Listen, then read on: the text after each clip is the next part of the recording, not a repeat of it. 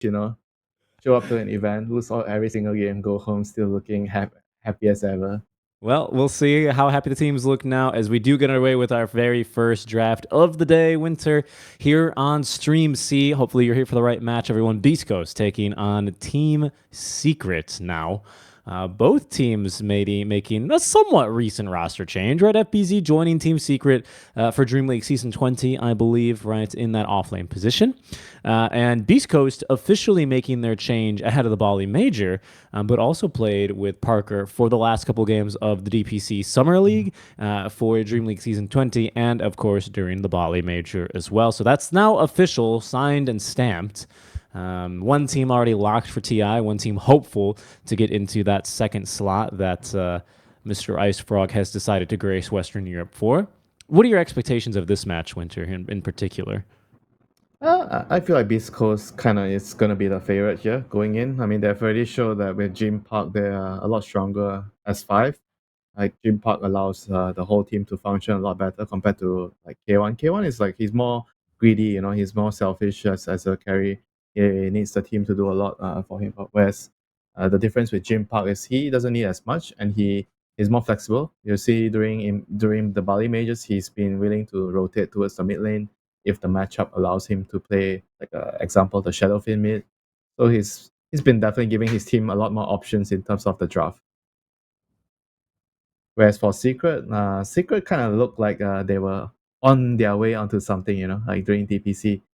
I feel like they showed a lot of potential still as a team. They have a ceiling that they want to find out how high is that ceiling, and I think this event is going to help them a lot with that.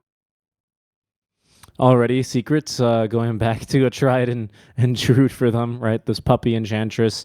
After the patch, Winter, you still think one of the strongest heroes? Is this still like an automatic lane winner for yourself? I just played the hero just now. I played against the hero just now. It still feels like the lane is pretty strong. Like she's not as good as before because they nerfed the damage from the impetus and the creep armor and damage as well with the enchant. But she's still a very formidable laner. Like just in general, you know, she has high movement speed. She has a good range, so she can always trade better against the other support.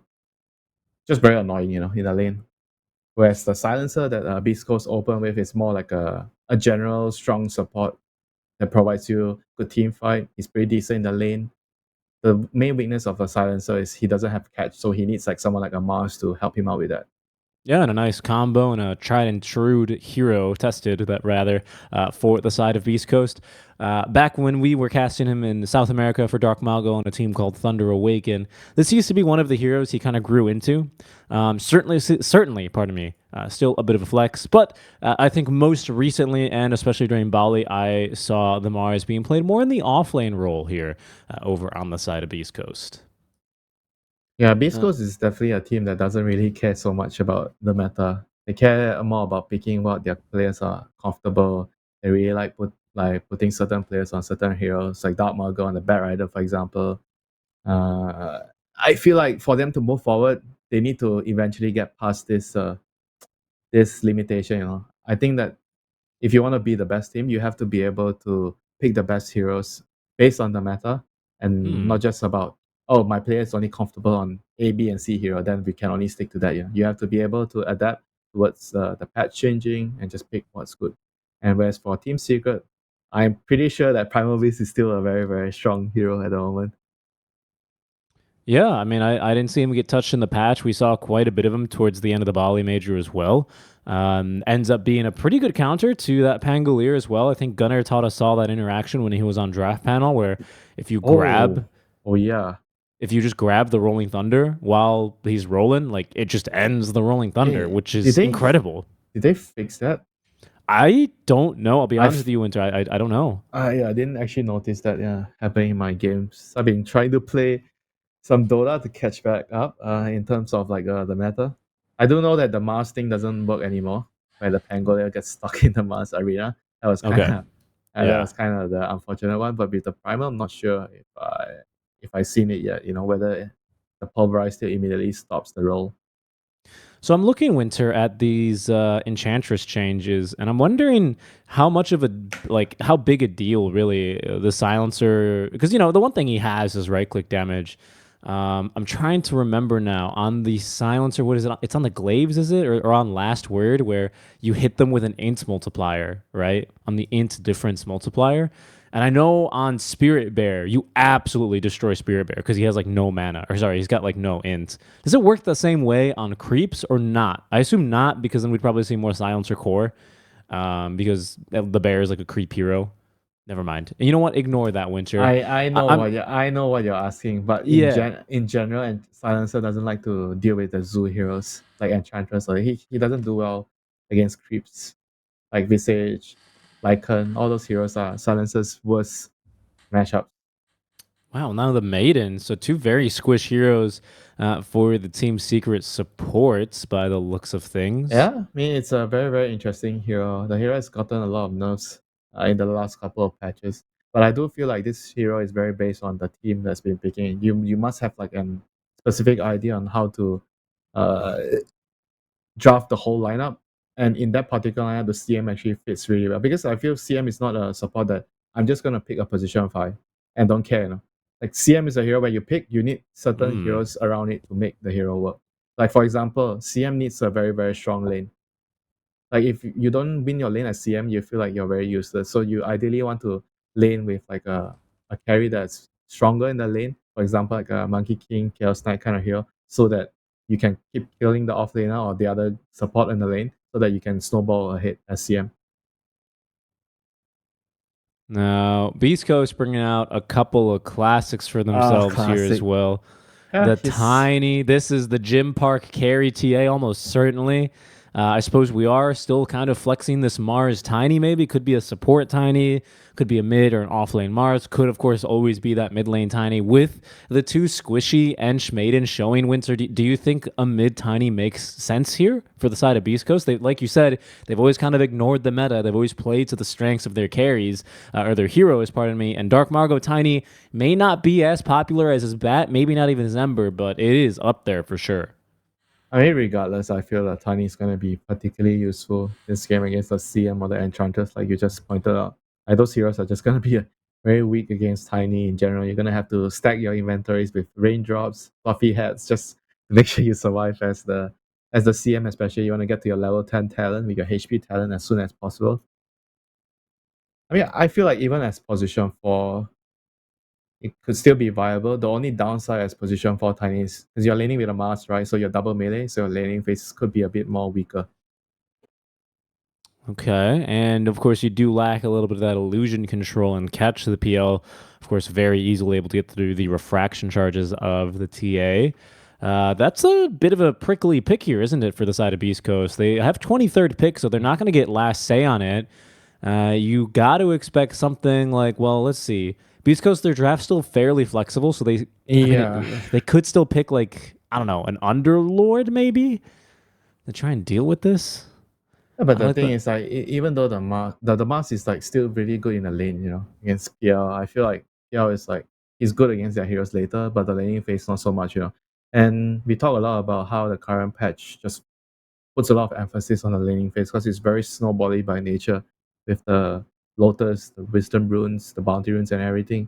So having a very good matchup is, I feel like personally, I would actually put that at the top of the list. When I think of the side lanes, because I feel like the game is so much focused on the side lanes right now. You basically see teams having this idea of we draft two immovable rocks, right? You put them on the side lane, so you see this brute in one lane, then you see like a morphing, for example, on one lane, and they both just occupy the side lane, right? And they just keep farming, and they are very hard to boot out. PL is not exactly the hero that is very hard to boot out. I would say Yeah, he he gets needs, booted. yeah, he He gets gets booted very easily, and he's not that particularly useful in the early stages of the game. Yeah. Okay. I see what you're saying. So maybe even just like with a Mars off lane, you build him a meteor hammer, you apply tower pressure, you farm the Yep. waves, you scale, you play around like that kind of a momentum here if you're Beast Coast. What kind of hero then would you be looking for to pick up, assuming Secret are going to pick another early activation hero? Because you just can't pick like, I don't know, a Medusa mid or something like that. You can't pick something slow here if you're Secret. I You, think they you have to, can. Yeah, I think Beast Coast can try to pick a hero that can deal with the PL. Secret has already removed Darkseer and Lash, so those are two really good heroes at dealing with PL. The other hero is like some you need some AoE, like some I don't know, some Zeus SF hero, but Zeus is really bad against Primal, and so is SF. It's Well, pretty. what's wrong with I guess Underlord mid? I mean, that might work. I mean, sure. I mean, if you put it, if you want to put a Mars mid, The the other Timber one, Saw. yeah, there's still Timber and there's still Pango. Yeah. They need some AoE hero. I kind of like Pango, and I'm not very sure if the Primal against the Pango matchup is still the same where he cancels your ulti. But Yeah. if that's no longer the case, then I feel like Pango is a very good pick here for them. It rounds up their lineup nicely. You have another initiating hero. You have a hero that can deal with the Phantom Lancer illusions. He's very good against the CM and Edge. Well, we'll see what Beast Coast opt for. It is that Timber Saw. Did receive a couple more nerfs, I believe, Yeah, Winter in very small. 733E. Very small. Yeah, not like the freaking Morphling nerf. But thank God that guy's gone for a while. Yeah. Everybody is happy about that. Yes, indeed. Especially Timber Saw, who would lose 40% of his stats. Holy moly. In any case, now back down to Team Secret, who do have last pick. Good into this Timber Saw. It's more of just like you say, the two heroes on the map that are going to be really hard to boot. Beast Coast have accomplished that between their Mars and Timber Saw, haven't they? What are you considering if you try and get into the big old wrinkly brain of Puppy? Necroforce. I kind of like Necroforce here. I think Necro is good.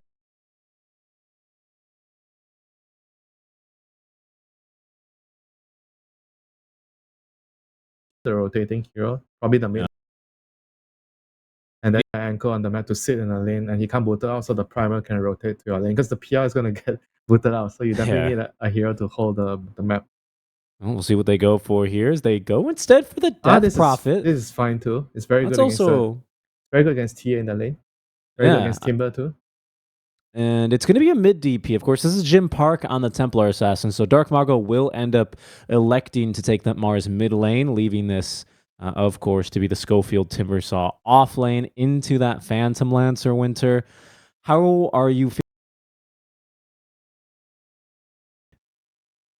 I think the primer into TA should be like I think this hero will get his farm regardless. I think a level 2 or level 3 you can definitely have some kill potential onto the TA with a grenade to break the refraction. I think overall it looks alright for the primer. And the PL is gonna be up against the Timber. He's gonna have a hard time, I feel, in that lane. Yeah. No matter who you put in the lane, CM or Enchantress doesn't matter. Maybe you get a better time if you're laning with the Enchantress. I guess that's what they're gonna do. And they're gonna put the CM with the primal. I'm a bit scared though, Winter. You know, I see a PL, I see a DP into the Schofield Tiny, into a Mars. You're looking at a lot of repositioning. You're looking at a blow up and save. You know, for me, the secret line, like the last pick, it does fulfill that kind of anchor that you always like to talk about. Gives your heroes somewhere to.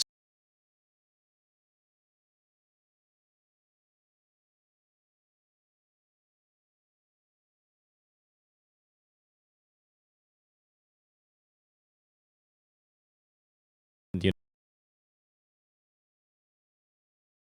very vulnerable. Their counter initiation leaves a bit to be desired against a silencer, I would say. Yeah, I agree. I think it's easier to play Beast Coast lineup for sure. Secret's lineup is very on CM and the Eng. If you can get a good start, snowbally start, really run away with the game with the primal and the DP taking over the map. But if that doesn't happen, say it's a 50-50 early game, then I would favor heavily Beast Coast lineup because they have a lot.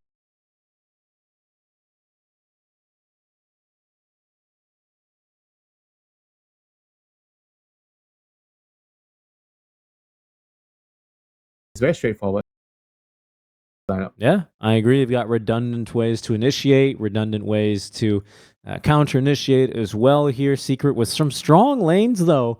I mean, you've got yourself a Maiden and an Ench. What kind of problems could they be facing, considering that these are two of the strongest laners right now, as supports anyway? PM is very reliant on. He's very reliant on the partner But Ange is still, I think Ange is still fairly good in that lane.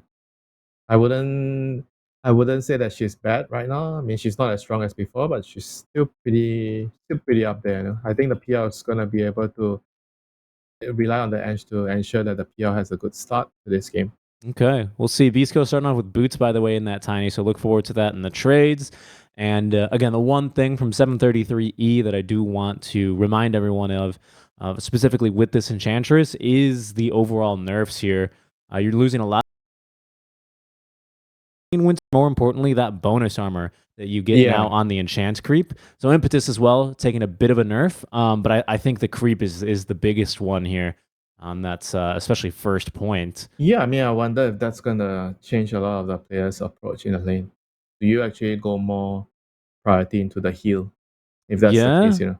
that's true, right? The heal going untouched. I'm wondering what that's going to end up looking like now. Good point. Eager to see how Puppy decides to play it. He's got plenty of years of experience on the hero, and I'm sure he'll be able to give us a nice course on how it's best done. Although for now, it is that heal level 1. We'll see if it'll actually save his life as the blood grenade into the toss. Oh, good body blocks. Puppy, though, knows his trees and is going to be able to get out successfully here, buying Chrysalis a couple of extra seconds alone with the creep wave. Yeah, he has 3 branches and 2 circlets, so it's very, very tanky with the heal. He took so much damage, but yeah. But as a PL, that's what you want from your support, because PL is really weak the With a first couple toss. of levels. Oh, Whirling Death. Puppy this time doesn't have another heal for 7 more seconds, but does have the move speed at least to see him to safety. This is wasting, I wouldn't say wasting necessarily, Winter, but it is a lot of resources out from the side of Beast Coast already, isn't it? Yeah, but they managed to push the Enchantress back, so they allowed Tiny to get the pull to the side lane. So that's actually pretty huge for the Timber. So he gets the wave towards his tower. He's going to be able to get his reactive armor after this. There it So I is. think the lane is actually good for Beast Coast right now. Talk to me a They little just bit about the mid lane. Oh, hold on. Actually, they may go for a kill onto Schofield too. That blood grenade, yeah, more than enough. Slow Puppy draws first blood onto the yeah, tiny of Schofield. a little bit too greedy. He wanted to try to stay around to secure the range creep. I mean the big creep XP or the last hit. But yeah, unfortunately, he just overstayed his welcome. Bad first blood. But still, like if you're the Timber, you're still fairly content with how the lane's going about for you right now. You have the wave in front of your tower. You should be able to get to level 3, and once you get to level 3, the lane is gonna be very easy. Make an attempt down bottom now. No, it doesn't seem like they're going to have enough mana reserves to really make a go at it. I wanted to talk about mid lane a little bit with you because we saw a nice little bit of back and forth here. But I have to assume this is mainly just off of the power spike of Armel getting, his second and then Dark Mago, of course. Amar is expert, especially after last year where he was forced to learn a couple of other anytime soon, especially for a level 2 FBZ Primal to pick up the kill. Something's gone wrong there. Yeah, they just did not respect the power of CM and Primal at level 2. CM level 2 is like a very, very powerful spike in terms of kill threat in a lane.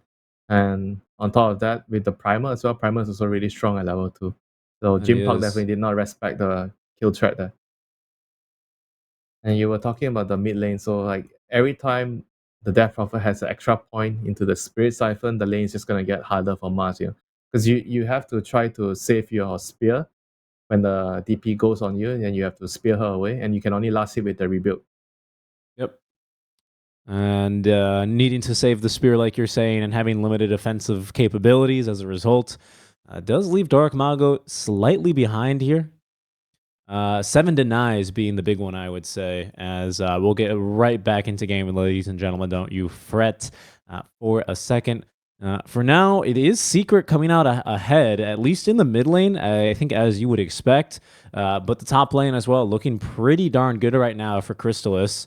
4-minute power rune spawning in. Dark Mago is going to be able to secure one of those. That was a pretty big move because Yamich rotated over from the bottom lane to try and cut one off.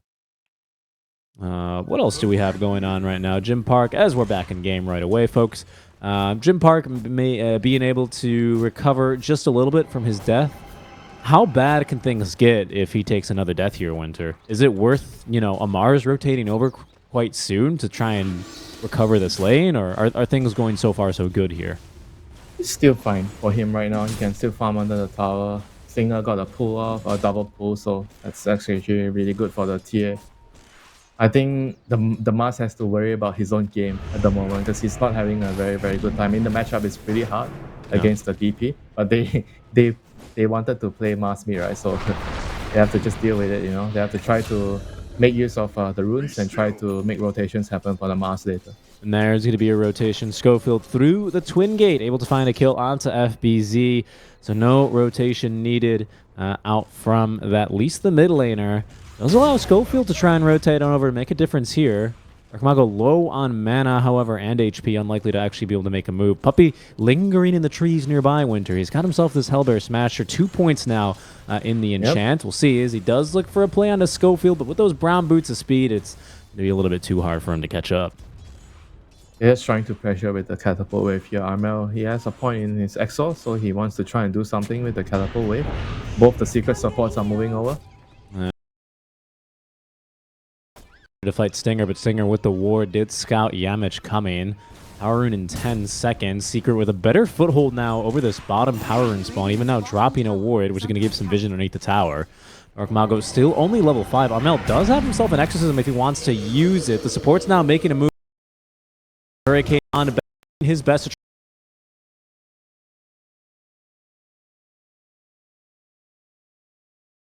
his mid laner. Ooh, but they might be able to get themselves Yamich in return. Dying to the creeps here, Winter is able to get off the Lotus. So long as he does not tank the tower, he'll be A-okay, and he will be able to cut himself free through the trees. Yeah, this tower is going to take a lot of damage. This is really good for Secret with the first Exo pop in 6 minutes. And did use the Fortify.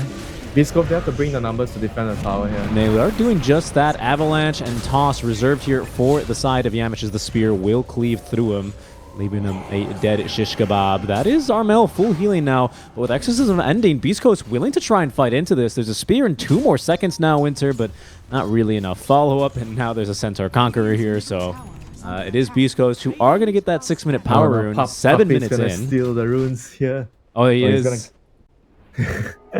Oh no, that's huge. For Secret, they're gonna get double wisdom runes on the. They are very early game centric supports, the Ench and the CM. It's big. It's a big one. Darkmago, by the way, still not level 6 as a result of all this fighting, by the way. At least level 6, it's Sacred. I don't think they can kill him, actually. He does have 2 healing lotuses and a wand, so kill here seems very unlikely. But this is kind of what we were talking about a Timber being able to certainly give the FP time for calling this top lane. I mean, the reason why PL is like so easy to boot out, he just doesn't have any inbuilt items that give him regen to stay in the lane and with the hero. So he tends to just get booted out. He's gonna run into Chrysalis on the PL, but not much he can do here. They just Pearl Boulder. Say bit the enchant as well on a scope. Going for a walk through the woods, honestly. I'll be wasting their time. I want to bring your attention on over down south to down Twin Gate. Late though to catch anything. Instead, the counter rotations from Darkmago, who misses the spear onto FBZ. He simply TPs away, so not the best moves out here from either team, especially as Schofield will give chase on through. Jim Park looking at a 2-shot Yamich now. It'll take 4 after the wand is erected. And now Puppey in trouble, has himself some frost armor, so it will take a little bit more time, but surrounded by 4 Winter, he will perish all but certainly. There he goes, 2 kills there for the side of Jim Park. I think they didn't really expect the Primal to TP out, you know. Maybe they were kind of expecting FBZ to try to stay and try to tank and fight. He still has some mana from some spells and Armia. He was actually kind of rotating in from the side, you know. And then once the Primal decided to TP out, and then the supports were kind of stuck, and the DP just like left, you know. So they just lost 2 heroes for nothing. But he got the mid tower, so I guess that's still fine for Armel. Tower secured as Beast Coast are, you know, like they said, recovering a little bit around the map. You have the Falcon Blade up and running right now for the Death Prophet.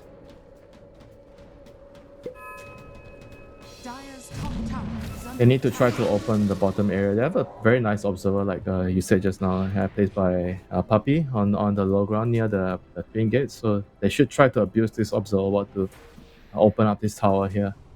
Beastcoast should try to defend. Timber has a TP. He's gonna kill the top tower soon. I definitely feel like they can defend this tower. They're going to give it a go. They don't have global silence yet, though, thanks to this pesky Puppy, you know, stealing away their wisdom runes. Going to do their best, but Puppy's sicking the Hellbear Smasher onto the tower. That's a TP coming now. At least one out from the side of Schofield, and through the Twin Gate will come Schofield. Sorry. Oh, actually, that's Roshan. Pardon me. Sacred's now coming through the Twin Gate. There he is.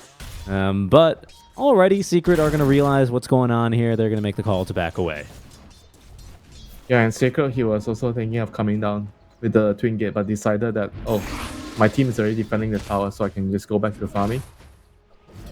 Be that immovable object on the side lanes, you know, I think that's really, really important. Okay, Spear, Arena into the mid lane, where they've got plenty of heroes now onto Puppy. That's an opening here. We'll see how much more they can get. Finally, an Arena that leads to a kill for Dark Mago. Yeah, he really, really needs that, you know, after the laning phase that he had. He's gonna be playing more of the rotating a lot. You know, expect initiation quite soon. Schofield will maybe another 5 minutes. He'll have that thing online. Yeah, they also need the level 6 on Stinger. he's very sad right now because his wisdom runes got stolen. They're gonna have some stacks here, so that's pretty nice. Should be able to get level 6 from this. And Jim Park is also really, really happy farming. He has the Dragon Lance, going to build a Desolator soon. However, there's no ancient stacks for the TA, so he's gonna be a little bit sad for that. Yeah, a little bit sad, but after the the early death, I think what could have kind of spiraled out of control for him, and what still might. I mean, we haven't really talked a lot about him, but Armel's doing a pretty phenomenal job so far on this Death Prophet, isn't he? We'll see, as he's very likely going to have to watch Yamich die, although with that onslaught on in, Schofield, ooh, a nice avalanche will secure the kill. Now Sacred looking to turn with the backing of the global silence, looking for the TP out is FBZ. This is a squad Windsor who does kind of suffer from lack of stuns, for lack of a better word. A draft that Kuro would be proud of, I would say, from Beast Coast. It's not that bad. There's a Spear and Tiny. I've seen worse. Back in the day where we saw like I think it was like some Veno Enchantress support duo or something like that, or Io, and 0 stun. Io Undying from Kuro. And that 3 cores that have no stuns. Yeah, back in those days, Nowadays we don't see that as much, Like teams just understanding that it's really important to give you a lot more room for like making errors. So if you have a draft that has no stuns, it means that when you fall behind from the lanes, you have very little tools of coming back into the game. I'll tell you what, though, I mean, Beast Coast, they're going to get a couple more tools online a lot quicker than I thought. Schofield, they've given him a lot of time to farm Winter. He's going to have Blink Dagger here if he can get all the CS here. I think he just might. Oh, he needs a little bit more. But he's able to have Blink even before level 6. We'll see if Beast Coast can remember to get their 14-minute Wisdom Rune. But that's going to be a double Blink timing now, as Dark Mago has just collected his in the Fountain. They're both so low level on the Tiny and the Silencer. But so far so good still. Like you said, they just need to get the 14-minute Wisdom Rune, get the Blink online, start a smoke. Ideally, if you can get the toss back onto the DP, once you kill the DP, the fight is over for Secret. The DP has Falcon Blade and Mac right now, so she's the focal point of the team fight for Secret. So if you can kill her before the fight starts, you're gonna win the fight easily. And everything so far seems to be pointing to Beast Coast making a pretty decent recovery here, especially when out with this Deso online for Jim Park. They're bringing in a lot more damage here, Winter. Secret eager to still try and defend. I hear that onslaught being ready to go from the side here, from the wings, with the siege out from Beast Coast. It'll go down this tower uncontested, and Secret will have to acquiesce and relinquish control over this part of the map. Yeah, it's pretty hard for them right now. The team fight from Beast Coast is way too much with the Arena and the Global Silence. Once you get a toss off on any of the target, ideally the DP, the fight is just going to be so easy for Beast Coast. So Secret, they have to try to farm I guess BKBs, they need BKB on Primal, they need... I'm not sure if the DP is gonna buy a BKB. She definitely needs like some kind of item that will help her front line. She's buying a Grease right now. The Grease will help with the Dispel of the Global, and then you get to cast your Siphon. And then, I still feel like if she gets caught in a very bad position, she gets speared, oh she's yeah. gonna die to the TA. Oh, definitely. And that's what I was pointing out before. I mean, here's that blink reveal out from Dark Mago. Reveal, if you can call it just that. Puppey, he's hard to take down, though, and the TPs, they're coming through in mass. Even join the fight. They do at least get a slow off onto Armel. The spear on back as well prevents him from turning now with the Exo. Good avalanche as well out from Schofield, who still has the Blink Dagger, will use it now defensively, but they are going to be forced to leave Dark Mago behind. And in fact, FBZ, he's found another target here. Sacred in trouble, stunned and killed off. Puppey alive through all that. In fact, full HP Winter. What a turnout from him in Secret. They may look now to pick up another objective as they head into the pit.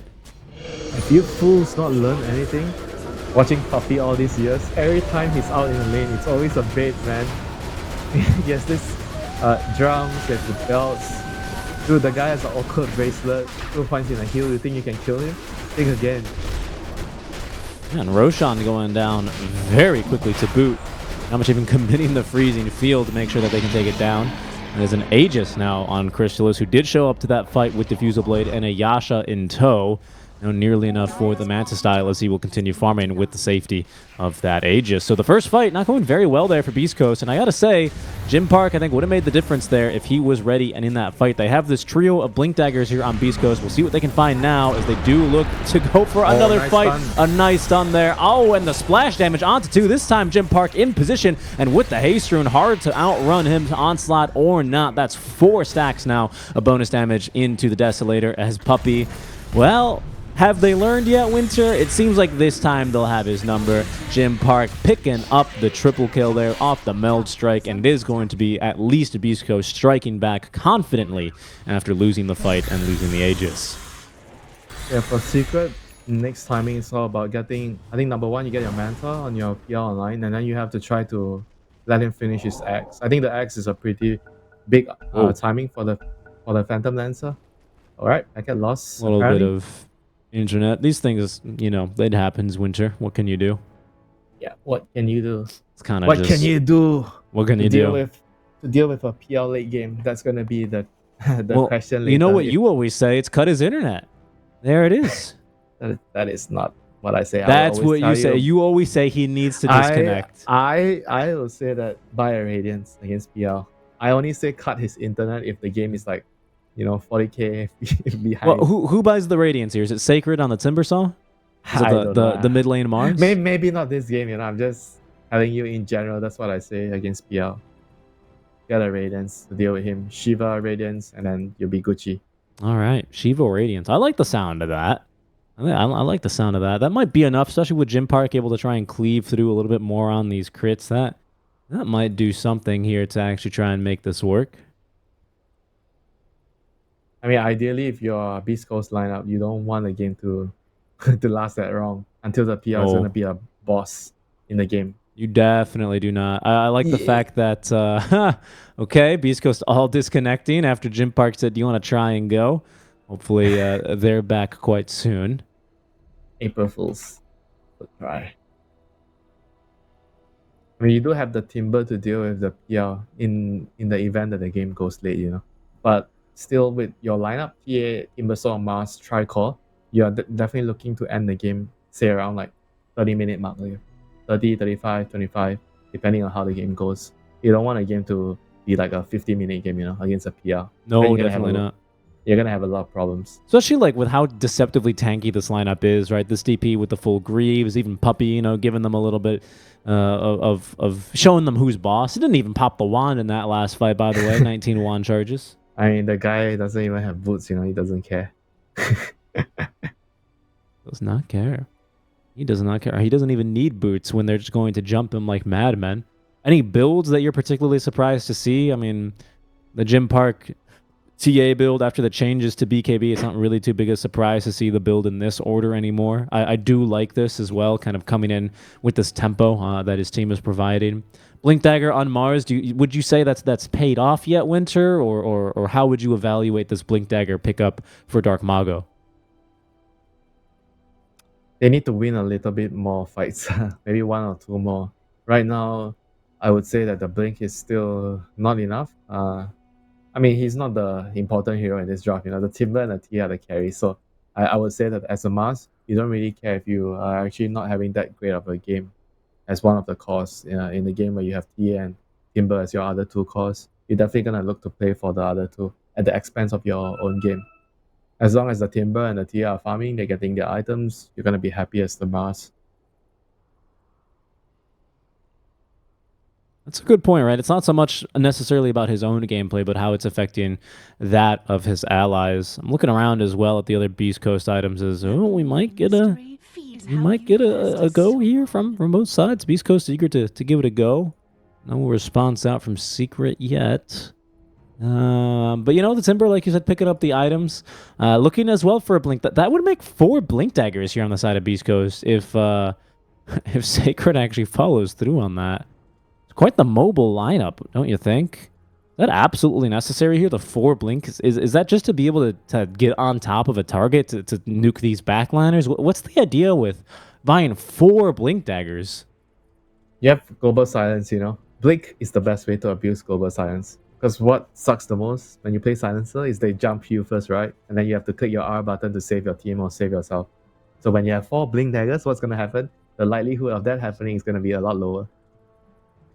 Because you have the better jump. I think that's the best way to abuse Silencer. Got it. And at what point would you say that Secret, or are we at that point already where they want to start these fights off just by always killing Stinger? Because it seems like for the most part, it's been mostly Secrets counter-initiating off of Beast Coast, either rocking it or not rocking it. Not meant to be. Yep, hopefully the internet issues have been resolved. Indeed. Oh, and here we go. I hope that's a Beast Coast unpause. And it is. Okay, back in action, ladies and gentlemen. You need internet to have a Dota tournament sometimes. Doesn't work. And now it's working. And let's hope it stays that way for the rest of the event. Fingers crossed, everyone, for that. It's Beast Coast. Too much strain. Even into this Aegis. They are the ones. They are the aggressors here for now.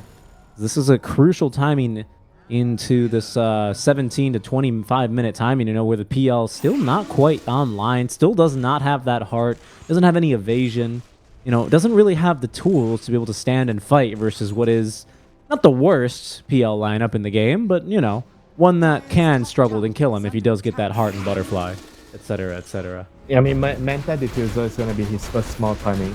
Maybe he can look to fight once he gets the Manta in a couple of 100 gold. But apart from that, if that doesn't work, you have to really farm your Aghanims. Like I feel like Aghanims is the strongest fight in the mid game for the PR. Once you get Manta Aghanims with the Diffuser, they're really, really strong in the fight. You just cast your spells, you create illusions, you create a lot of havoc for the support. The supports on Beast Coast, they cannot deal with the PR illusions. The silencer. They certainly can't. There's that first Manta being used already. You know what you do as the supports in this kind of game? You buy a Dagon. You buy Ghost Scepter, because Dagon is not going to help you. Why can't you make it fun? Why do you have to buy the... I would love to see casual more and more, but it's just not really a thing. Look at this move, Winter. Look at this move. Oh, the smoke from behind. They're on to Stinger, but the... Can they actually look for any more kills, though? As Beast Coast, they haven't gotten this perfectly either. They've ran into a massive silence off on the side of Armel, and now the counter initiation, it's too darn good. Stinger slow to a crawl and taken down. Only the Chakram of Sacred preventing any further deaths. It is at least Schofield able to find and snipe a kill onto FBC. He may end up going down for that one. Fight here. Blink Dagger in 2 more seconds now is Schofield trying to escape, silenced up, still onto the high ground, has been scouted perfectly by Yamich. They found him, and he'll be taken down. Right here in favor of Secret. What a call to fight right underneath the Beast Coast ward as well. They just weren't ready for it. Yeah. it looked like actually it was good for Beast Coast when they got a 2 or 3 man arena from Dark Mago, but they were just still much stronger in the direct fight. You know, PR just rushed off quickly, and after that, the Aegis is still there, so they didn't really want to fight as Beast Coast after losing 2 heroes right away. Yeah, phenomenal It stuff. felt like the global with the arena was enough, you know. Maybe they couldn't follow up with the Timber. I didn't really see where he was, the Timber. Why he needs Blink Dagger, Winter. Yeah, I mean, yeah, I'm not gonna argue with that, you know. I Well, feel he's like got it. the Mars going in or the Tiny going in, the Timber needs to go in with the TA to deal the damage right away. Yeah, it needs to be a joined effort. You know, you gotta, like you're saying, the weakness of the silencer kind of at play there, wasn't it? You could see the global used to give himself more time to live, to give his team time to counter initiate, and just not really panning out the way that they were hoping. Yeah. Secret with a huge team fight win there. I think for Beast Coast, it's very, very important that the fights do not last long. You pop global, you jump, you have to kill a hero right away. If the fights are long, it's definitely going to be very favorable for the DP, the PR, all those heroes. They want a long drawn-out fight, right? They keep spamming their spells, the Spirit Siphon. Then you're going to be in trouble if your Beast Coast. Well, this quadruple blink timing, I think it's a big one, Winter. I think Beast Coast here, they either, you know, gain back the momentum and the lead in this game, or they have a really difficult time because the PL wins more fights and gets these additional items, and I don't really see an easy way back in it for Beast Coast after that. This is Secret's time to play here. Smoking before this Aegis, they've got some phenomenal wards down, don't they? Look at this coverage out from Yamich and Puppy on the bottom side. They may just catch Jim Park with one of these. Ooh, good movement, good movement. He'll be able to dodge these wards. I don't know about playing the game without a BKB, even though BKB is not that good this game. On Templar, you mean? Yeah. Like, you're playing against the DP Siphon and the CM spells. I feel like those are really, really annoying, you know? Like, sure, you can skip BKB after the Dazzle Blink with the Dragonlance, you know? But after that, I feel like you need to get a BKB. Well, Dark Mago's about halfway towards his BKB now. We'll see how big of a difference that I mean, makes. his build is just all about the global. You pop global, you jump in. If you don't kill any hero during the global, or if you botch the initiation, the TA is not going to be any useful in the fights after that. We'll see how things get going here. Now it's Beast Coast who look to smoke back the way towards Secret.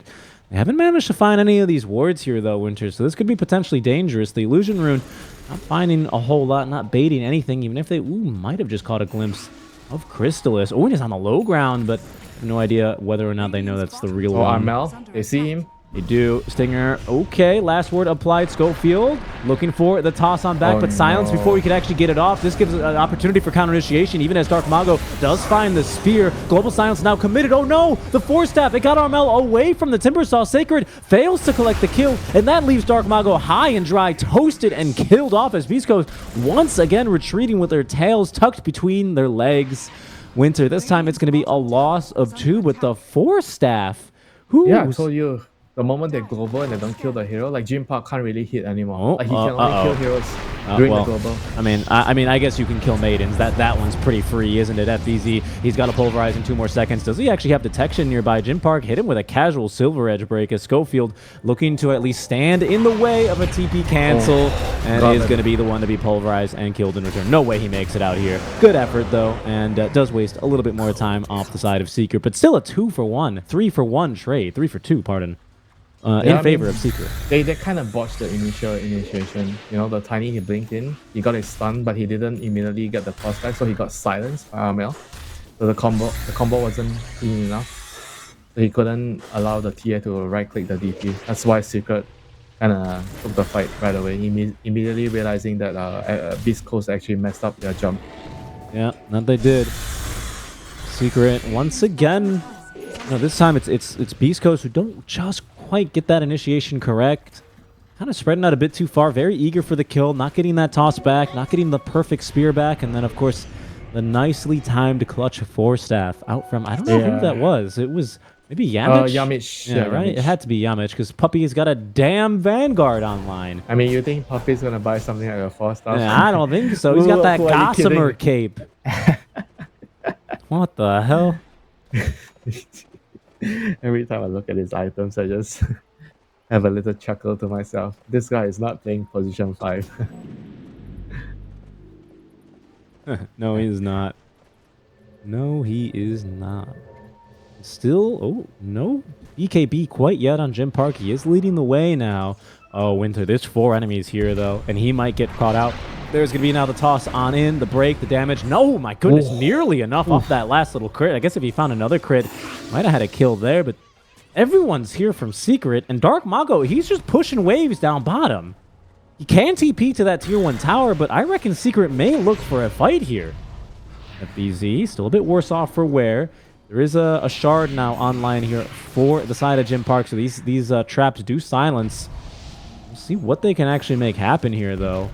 They don't have now, there is the ward online. Schofield makes the jump on in. The BKB, big old cleave off of that auto attack, but the global silence now is going to be able to catch FBZ. Not like it matters much. Sacred barely making it out alive on 100 HP. Another Timber Chain away. No, taken down here as Chrysalis with the Ag Scepter up, just spamming away on the illusions, and the Spirit Lance is rewarded with a 2nd kill in this engagement. Secret for the 3rd, maybe the 5th time this game, Winter, just always getting it right, where Beast Coast just barely failed to string it together. Right now it's Chrysalis. Time to shine. He has the 3 items, the Diffuser, the Manta, the Axe. This is a lot of problems right now. I mean, the Timber actually felt like he died so quickly. Yeah. Yeah, he really did. 50 auto attacks from all the illusions, that'll do him in.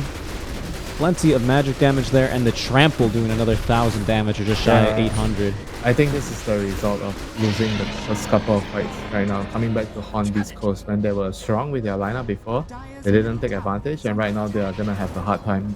Oh, he misses the spear now. Oh no, mid lane. It's Beast Coast looking for, trouble elsewhere on the map. They will find it. Jim Park trying to fight through this. Pops the BKB, blinks away through the refraction. He'll make it out alive. FBZ with the dust now. Ooh, cannot get off the pulverize in time. BKB in 5 seconds for him as Dark Mago releasing the arena just to cover his retreat. Will make it out alive. Could have been a lot worse there for Beast Coast. That ain't good, Richie. Having to use your arena to run away. Now the PL is like, oh sure, let's go, boys. There's nothing to lock me down. Schofield is going to try and be a thief over here, I reckon. A bit early on these Wisdom Rune timings. 45 seconds. I mean, what else can he do for 45 seconds? He's been gifted at least the Tormentor Shard. Now he's got Tree Grab. Unlimited Tree Grab tosses. And Beast Coast doing a pretty decent job. At least they're forcing Secret to swing around the map. It will not catch anything here unless they can sniff Stinger out, but they won't. And right now the game is getting to a point where Beast Coast are gonna have a lot of PL problems. They don't really have the best tools. Like Kimber is kind of like their only tool right now to deal with the illusions. And if he's dying so easy, like what happened in the last fight, it is bad news for them. He's gonna get a BKB, so I guess that's gonna help with a lot of the magic damage.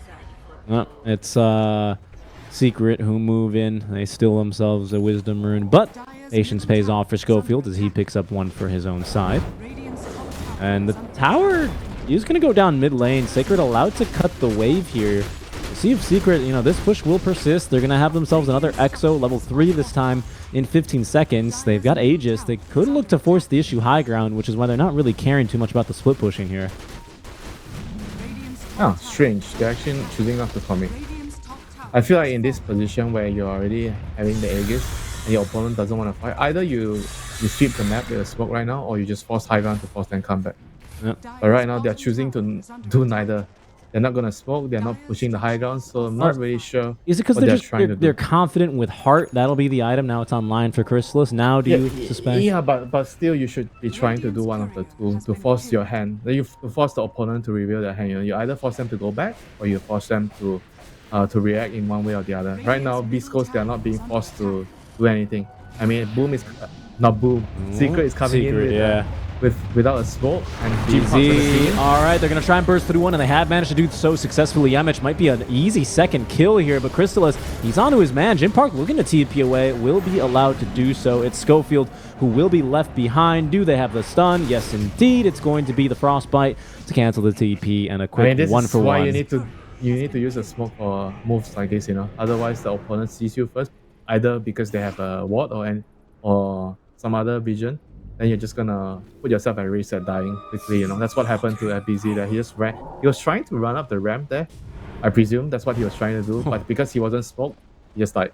Puppy is only here with Yamich. We'll see what kind of damage he can get done now with the Boots of Baron, with the Vanguard, with the Dragonlance. Dark Mago forced to throw a spear back his way. He's wasting quite a bit of time. Another spear away, and the Blink Dagger will be able to see Dark Mago to safety. Okay. Very effective time wasted.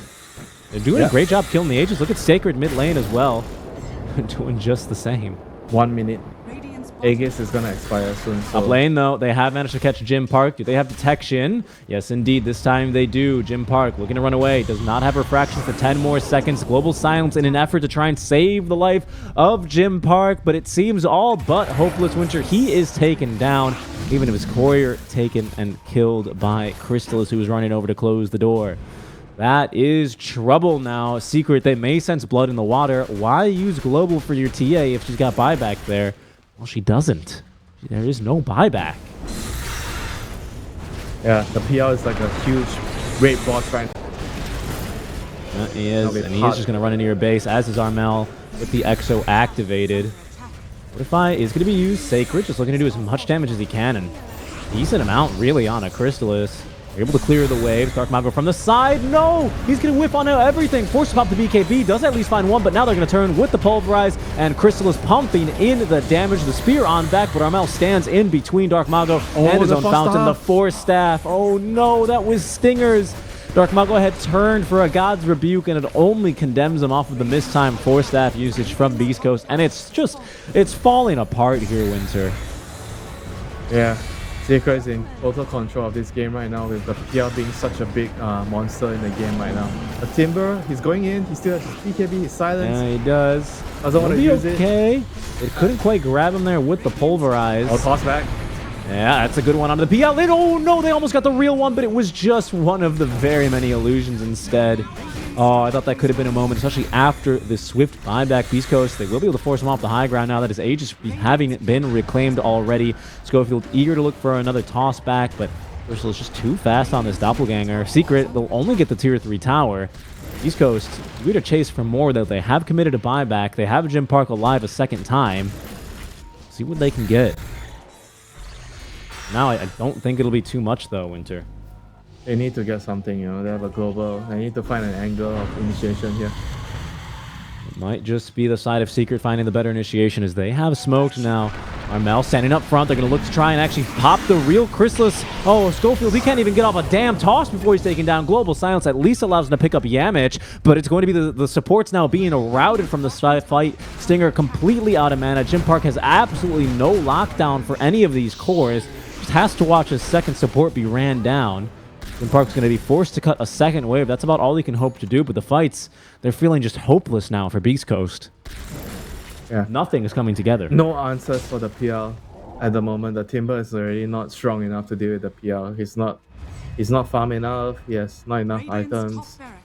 And the TA is also not snowballing enough. And he's still the fattest hero on the map, you know, but TA against PL late game. Oh, the Sacred nearly just dying. Goes off the high ground here to try and live a bit longer. Another Timber Chain in a second. Jim Park as well, aiding to try and stand his ground and help him fight.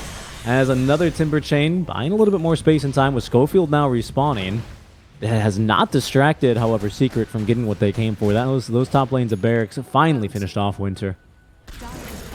Yeah, they still have EXO, so they can still go for more towers right now. Or they can go for the sensible route, which is to wait for the next Roshan. I suspect we're going to see Secret do just that, Winter. I mean, what are you scared of? I mean, they don't know they have a 10k net worth lead, but they likely feel very strong in this kind of a game. You're the PL here, you're like, guys. Exactly. Just run at them. They can't kill me. You're the PL. He's maybe going to make a jump on in as well, but Armel did actually manage to grab that Arcane Rune, holding on to the ultimate. They look for another opportunity to fight here. Schofield with a good toss back. He's not been caught by any damage. Blink Dagger in 5 more seconds. Schofield and Jim Park still continuing to farm quite casually here. Maybe not realizing what's coming. That's a disarm now onto Jim Park. He's able to blink away through the refraction, but the pulverize this time, it's caught their man. Sacred in some trouble, being focused down. Holy moly, the damage, Winter. He is killed off by Crystallis. There's a buyback, but I mean, I've just been saying it for like maybe 15 minutes now, Winter. It's just not coming together for Beast Coast here. I mean, they have a timing draft, and they kind of messed up too much in the first couple of smokes, if you remember when they were initiating with the daggers, the first couple of early daggers on the Mars and Tiny. That kind of like put them in a really, really bad spot in the game, you know, because your TA is fat in the early game, and you have to be able to use that. Jump on in. Oh no, they've caught the silencer. He does have buyback at the very least. Everyone now being rallied on back as Dark Mago does catch 3 inside the arena of Blood. Jim Park focusing down onto 1. That's 3 buybacks already out from the side of Beast Coast. What more can they get? Puppy, he's taken down. Armel in a little bit of a rough spot here. Remember, Secret did go up to the high ground. Still has Cheese. The Avatar. The damage is sufficient. 3 dead from Secret. Oh, the Yamich ultimate canceled immediately, and they will be able to cancel his TP. It is Crystals, though. Eager to 1v5. Does take down Stinger on the dieback first. Crystal is still trying to fight through this one. Stinger is still getting some good damage, and Schofield now taken down, but Jim Park able to find and isolate the real Crystallis. Crystallis taken down, and it's Beast Coast. Against all odds, they will be able to hold against Secret for now.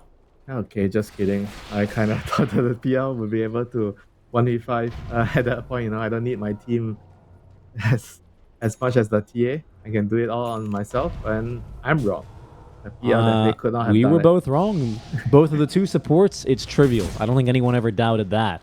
Versus the TA versus the Timber. It happens to me so much, you know, the PLA game. You think you're winning the team fight, yeah? You kill his team, and you see the PL, ha!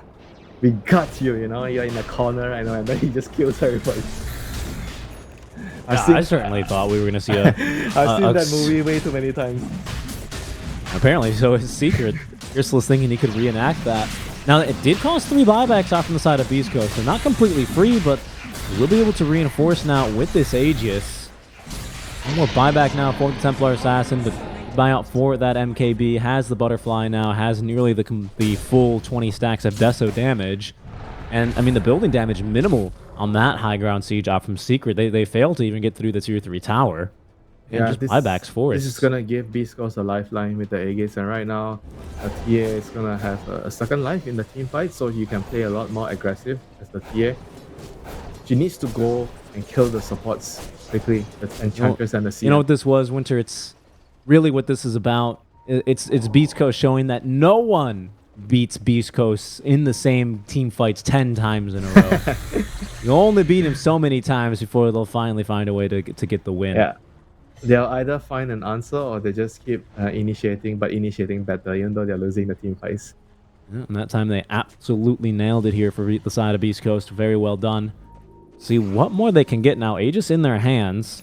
No buybacks forced out from the side of Secret. So Secret still very much with plenty of win conditions. It is, of course, the TA clutching the Aegis, but they did buy back earlier on the Mars, and before that they also forced the buyback out from Sacred. So, you know, 3 big win conditions here, I would say. Sacred, Schofield, and Stinger. Any of those people go down, you're looking at a potential avenue for Secret to just barrel it right back down mid. As for Secret, I feel like they kind of have everything they want to on the PL. I guess you can still get a shard, and what else do you buy? Maybe you get a Abyssal Nick as your last item on PL. Or maybe you upgrade. Yeah, you upgrade the diffuser first. You get a disperser. Oh yeah, that's right, the disperser. Classic Dota 2 item. Classic. Then you can have an additional Dispel. Way of, dispel. Yeah, very good item in this game. By the way, Sacred's the one holding on to this refresher. How do you feel about that? Not giving it to the silencer specifically, or even the... Oh, I guess Mars has his own orb. Ooh, the blinks out from Beast Coast. Secret eager for a fight. They will be able to find their man, Sacred. Or Schofield make that in some trouble. However, the counter initiation. Oh, it's not perfect yet again. They flubbed the spear. Sacred, he's jumping in. Beast Coast, are you fighting or you're not? They say that they're fighting. There's going to be the global silence now. It does cover the retreat of Sacred, but it's cost the BKBs. It's cost plenty of initiation power here from the side of Beast Coast. Again, to pick up, let me run the numbers real quick. Nothing. They've picked up nothing, Winter. Again. And they've used global, they've used the tiny. This is definitely not good, you know. Jim Park, he has to try to hold the line with the Aegis here. Tiny back in 15 seconds. Everyone's back, but Dark Mago does not have a BKB. Has a refresher. That's a pretty decent spear on back, but FBZ, you gotta jump back in and with the halberd. Oh my goodness, the damage. Look at Chrysalis unleashing onto Dark Mago. He refreshes for what? For what, Winter? Absolutely murdered. For the Sacred next as well. game. He's going to be taken on down. Team Secret this time. They breach up onto the high ground and they get things right. 2 dead already. Dark Mago does have buyback. We'll see at least what he can make happen with that. That is going to be mid lane of Barracks taken down. Who's gonna deal with the PL? Nobody. It's 90 seconds. Okay, that's a pick off at least on the Yamich. Will it prevent Secret from going for more? Likely not, as immediately 4 heroes go charging on in. That's going to be buyback number 1 committed. And another death here for Schofield in this hold. Singer as well. He's going to be taken down. Didn't have global, but would have had it in 15 more seconds. Dark Mago with the buyback, catching 2 on the spear. But Jim Parks dishing damage now onto the Death Prophet. Didn't go for the stacked up heroes.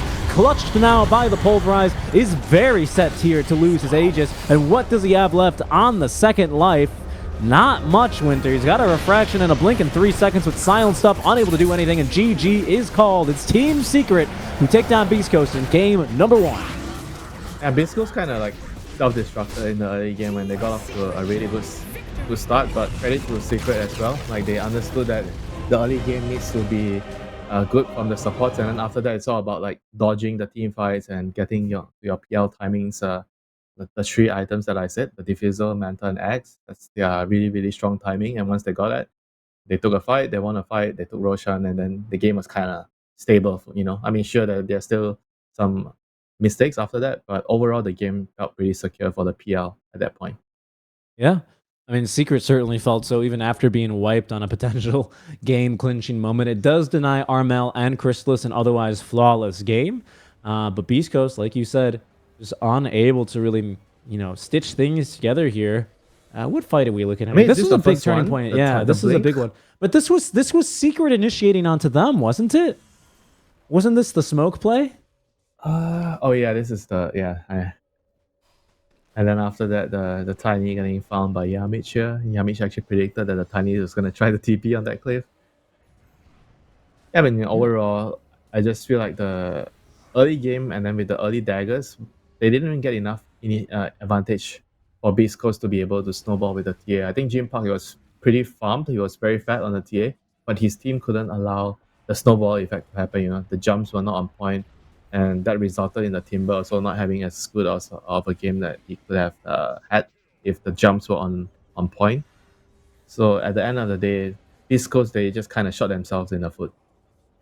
Yeah, they really did. I mean, here was a hold that gave the Beast Coast fans a glimmer of what could have been. This is where you thought we were going to see the 1v5. And Oh, you know, no.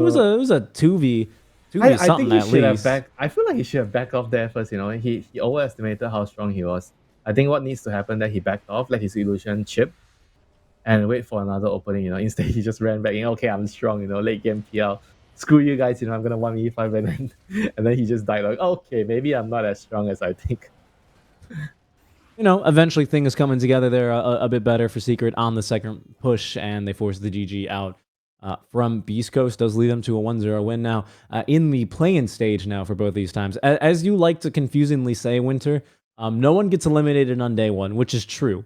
But everyone, Winter, they do play 8 games of Dota today. That is a lot of Dota here. That's so What is the much. most amount of officials you've ever played in one day?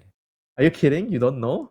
You I don't actually know. don't know. I actually went into the losers bracket round 1 in that particular qualifier. Was it like the Stockholm major? I think one of it. Uh-huh. And we played from losers bracket round 1 till the grand finals. We actually won every single game. And in the finals, we went 5 games. Alvaro was casting my game. Ha! So we No, I played 12, 14 games that day. That's a lot of Dota. I mean, teams aren't Yeah, playing nearly 14 that games, much, I think. but they are playing for very high stakes here. A chance to get into the main group stage here for the Riyadh Masters 2023. Game 2 of Team Secret versus Beast Coast coming up, guys. After the break, we'll catch you then.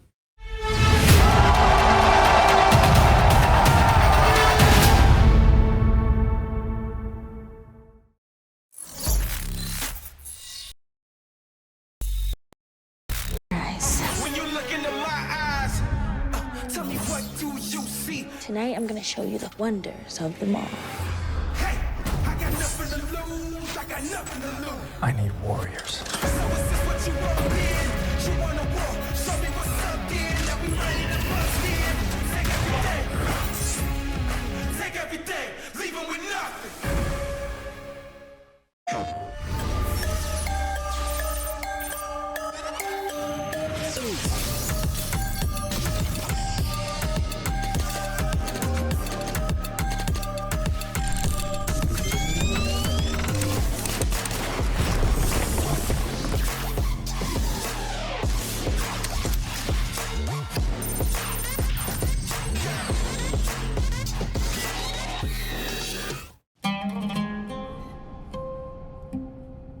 There is a place where you can elevate what's hidden inside, where you can reframe yourself. Sonomi means the new you. The you can step into. Because when we know who we really are, we become unstoppable. Enter new dimensions of you. Sonomi.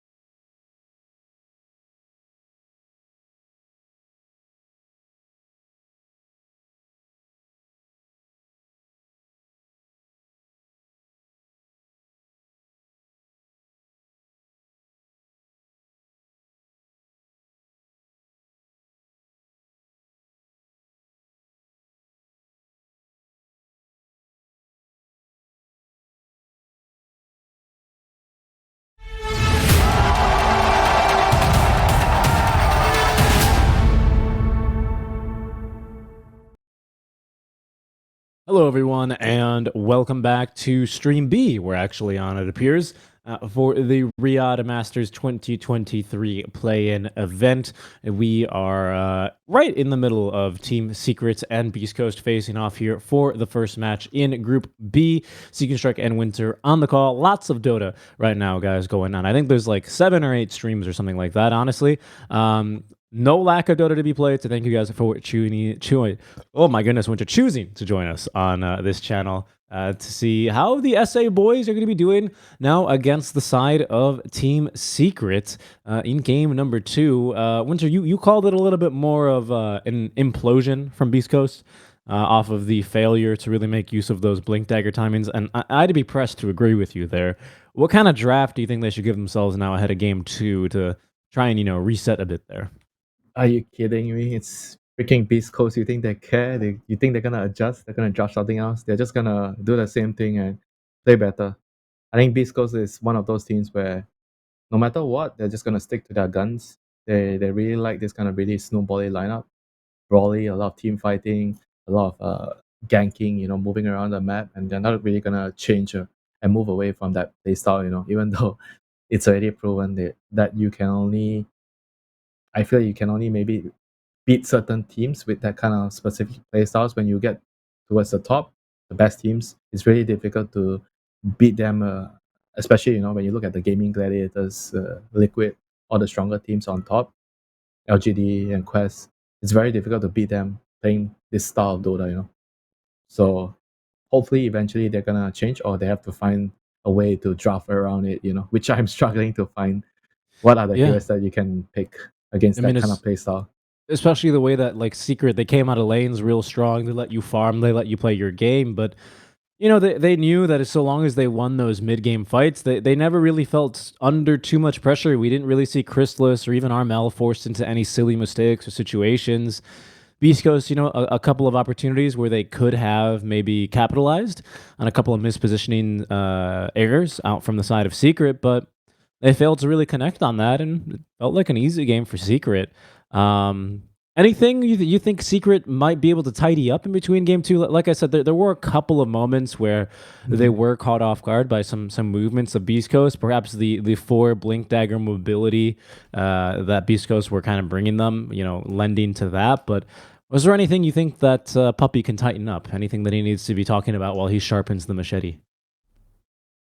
To be honest, I felt like overall they got out to a pretty good start from the lanes, and after that, I mean there are a couple of like small really mistakes, and I personally feel like it's not very important to talk about all the small little things in between games. You just want to keep everybody focused on what went right instead of what went wrong in the games like this, and just try to keep everyone with a clear head, and just play the next game. After the series is over, sure you can go back, watch the replay, and talk about the small little stuff. But right now, I think it's important for them to just have the right ideas and understand what they did correctly this game and what actually eventually won them the game, and just try to do it again. Yeah, just repeat, find that success, and we'll see how they can do it in game number 2 as our draft is now just about to get underway. Any bold predictions? Are we going to see anything new banned out that we didn't last time? I don't really think either team kind of got caught off guard by really anything. I don't know if you're ever really caught off guard by any of Beast Coast heroes, to be honest. But anything you could see as like a sudden pop up in the bans now? Not really though. Maybe you can ban. I feel like nothing else. It's not really important, the draft. I mean, okay, don't get me wrong, the draft it is important, but what I'm saying is this game wasn't decided by draft. It's Right. decided by execution. The team with both teams have very different draft, right? They have very different ideas on how the drafts are gonna play out, and just one team didn't really execute what they should be doing with their draft, and that's about it in the game. Like if you want to try to adjust some drafts, if you're Beast Coast because they lost their game, maybe you can put some consideration in banning the Enchantress, because I felt like the Enchantress did a lot in the early game and it kind of slowed their timing a little bit. So maybe you can think about that. But apart from Encha, I feel like nothing really stood out to me. They just lost the game because they played badly. It wasn't because of the Yep. draft. We'll see here. Our draft now just starting to get underway for game number 2. We'll jump. Oh, and we have jumped into that. Pardon me. We can see on our screens secrets after a couple of disconnects at the start of the game. Everyone's reconnected now and getting to go. But it's Secret who actually do pivot, and they ban out the Mars. I don't know if it was so much about like a stellar Mars performance. Honestly, Dark Mago missed a couple of spears that were, maybe game changers if they actually hit. But in particular, probably it was just annoying to draft against. I couldn't imagine having to draft against that and, thinking, well, is this for Sacred? Is this for Dark Mago? Well, just get rid of it. Now it's for neither. 5 seconds remaining. Yeah, I mean, still, it's going to make the game easier for them if they don't really want to worry about that flex pick. But it's more about like finding the right heroes for themselves too, like what worked for them. I feel like the DP, was it like overall last pick? Was 23rd pick or 24th pick? I think that was also the hero that created a lot of problems for Beast Coast. And yeah, I think maybe giving Armel again priority would be good for them as well. Maybe the 18th pick, you can pick him something, because I will always say that the 8th pick is always the strongest pick you have when you're on the first pick side, and you have to really abuse that 8th pick to be able to do well in the game, because your later picks are not going to be as strong as the 8th pick, because you're always going to get countered by the team on the second phase.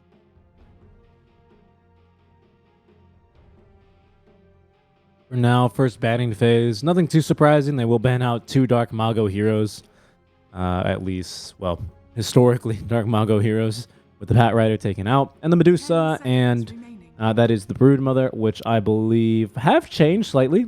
Last time Secret actually banned the Medusa, but it's a repeat Broodmother ban from Beast Coast, leaving the Chen open, which Secret are going to immediately take up. Okay, fair enough.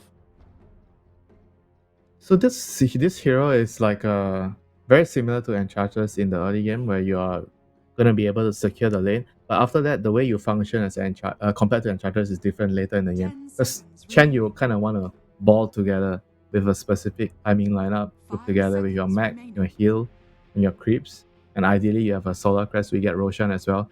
And then you try to end the game really quickly. Enchantress is very different from that manner. Enchantress doesn't really have that kind of timing. You win your lane, and then you can either end the game early, or you can also play for late game.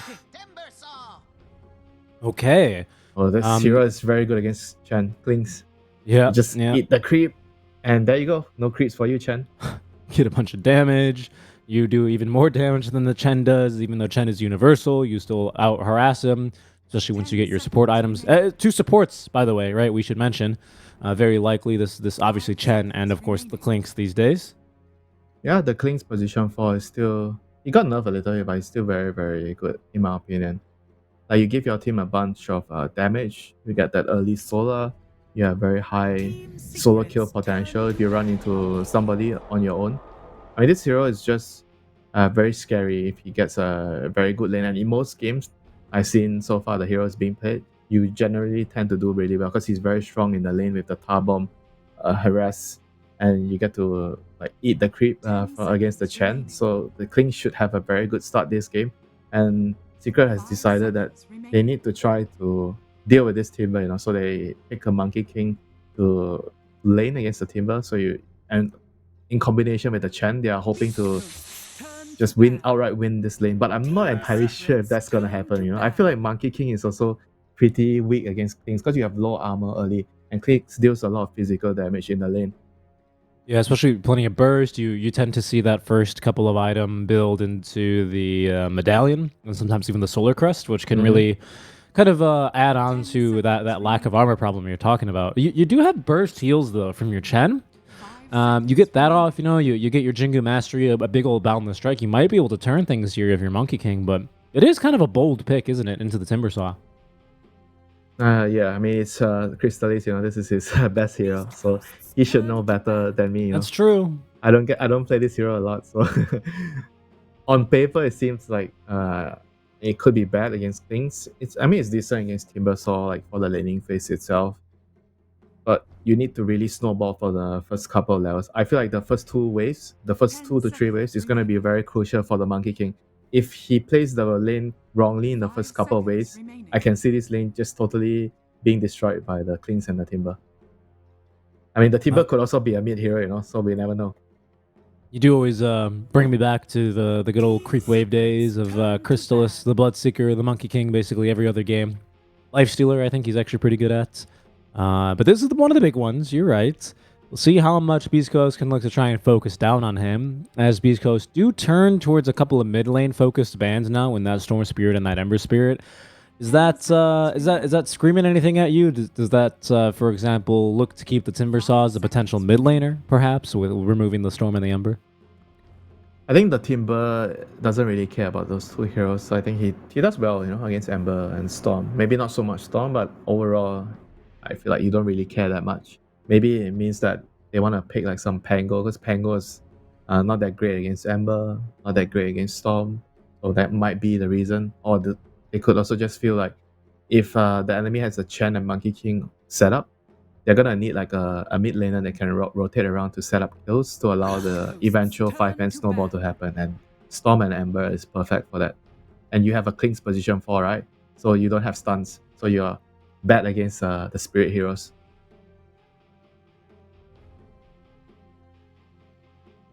That's true. Back into the no stuns lineup already for Beast Coast. We'll see how they're going to look to affect, because I do think that was pretty problematic for them last time. They would miss the spear, and it was like, oh no, we cannot burst them. What do we do now? I mean, they definitely have to hit their spells if you want to win the game. You can expect you have a Clinks and Timber. Sure, the rest but of the heroes are gonna have to just land their spells so the Clinks and Timber can kill heroes. All right. Well, fair enough. If that's as easy it is, just hit your spells, boys. That's what the coach said. We'll see how easy they can make for themselves as it's the Lesh and the Drow Ranger band out. Wonder if Beast Coast are they leaning towards any sort of illusion hero now for Jim Park? Is that maybe on the horizon here? Sometimes they can be popular against the monkey. Chen doesn't always deal very well against the illusion. I feel like it's also maybe because of the Chen kind of power. Like Lesh and Chen together, they are very, very strong in the early to mid game. You hit a specific timing, you go Bloodstone on Lesh, and then you just group up together with Chen. They might be worried about that being like a huge problem, so they don't want to allow that to happen. But if you don't have Lesh, there's still like a DK to push down towers. There is still like a DP, which Secret picked the last game. There's still other options, but Lesh definitely is probably the stronger one and the fastest one. You come online quickly, you farm really fast, and you just group up with the Chen, and then you're really scary. And Beast Coast right now, once again, they're going with their position 5 team fight hero. Last game they had Silencer, this game they have Phoenix. Phoenix obviously is really good at mitigating the Wukong's command in the team fight. He takes the area, then you take it back with the Sun, and then you could also break the trees with your dive, catching the Monkey King. You also break trees with Supernova, not to mention. Yeah, just very useful. And the Sunray is good good to help the Timber Saw stay alive in the team fight. It is, of course, I mean, technically it is stuns, but problematic stuns when, of course, Team Secret will instantly counterpick you with the Snapfire. One good point in that little shredder, and it makes very quick work of the Phoenix Supernova. So, slightly problematic stuff right now for Beast Coast, but I'm hoping that they have a plan in mind. Some other big team fight spell that is going to draw the attention of the Snapfire, perhaps. Because that's one hell of a pick right now for Team Secret. Beast Coast still with 18 and 24, right? So they do have good chances. Snapfire is very good against the egg and very good against Timber. Like generally when you see Timber, you need to have like a hero that has magical damage to kill him in the early game, because the Timber Saws nowadays, they don't build any magic resist. So it's very, very easy to kill them with magic damage. And they go for the Bloodseeker, which is also kind of like a Timber Saw counter with the Rupture later in the team Crystallis fight. is just, he's getting all of his heroes. He's like, guys, they didn't ban my heroes. I'm just going to pick them. 5 seconds remaining. So does that mean the Monkey is a support? Snapfire is a core? It'd be like a Monkey mid, a Snapfire offlane? Is that viable? Maybe how the games are being played right now, I feel Snapfire is a stronger mid laner with the universal thing. You have the build to get Atos, Manta, you're really strong, you scale. So I would imagine that the Snapfire is going to be played as a mid hero. And Snapfire mid, you don't really care about your matchup. You can pick the hero blind because he generally does well against most matchups. Right, you just kind of scatter blast to Yeah, CS. you can and- farm regardless. Yeah, you don't really. You're not bothered by too many things. So the Sven is like I guess it gives them a stun and it gives them a lot of burst to deal with the Chen creeps. You have the cleave. He's pretty good against the Chen, and he's good against the Birdseeker because Birdseeker doesn't like fighting something that can just stand and kill you. You know, like, he doesn't need to move. Sven is that kind of hero, right? In the fights, you rupture him, but you cannot man fight the Sven as Birdseeker.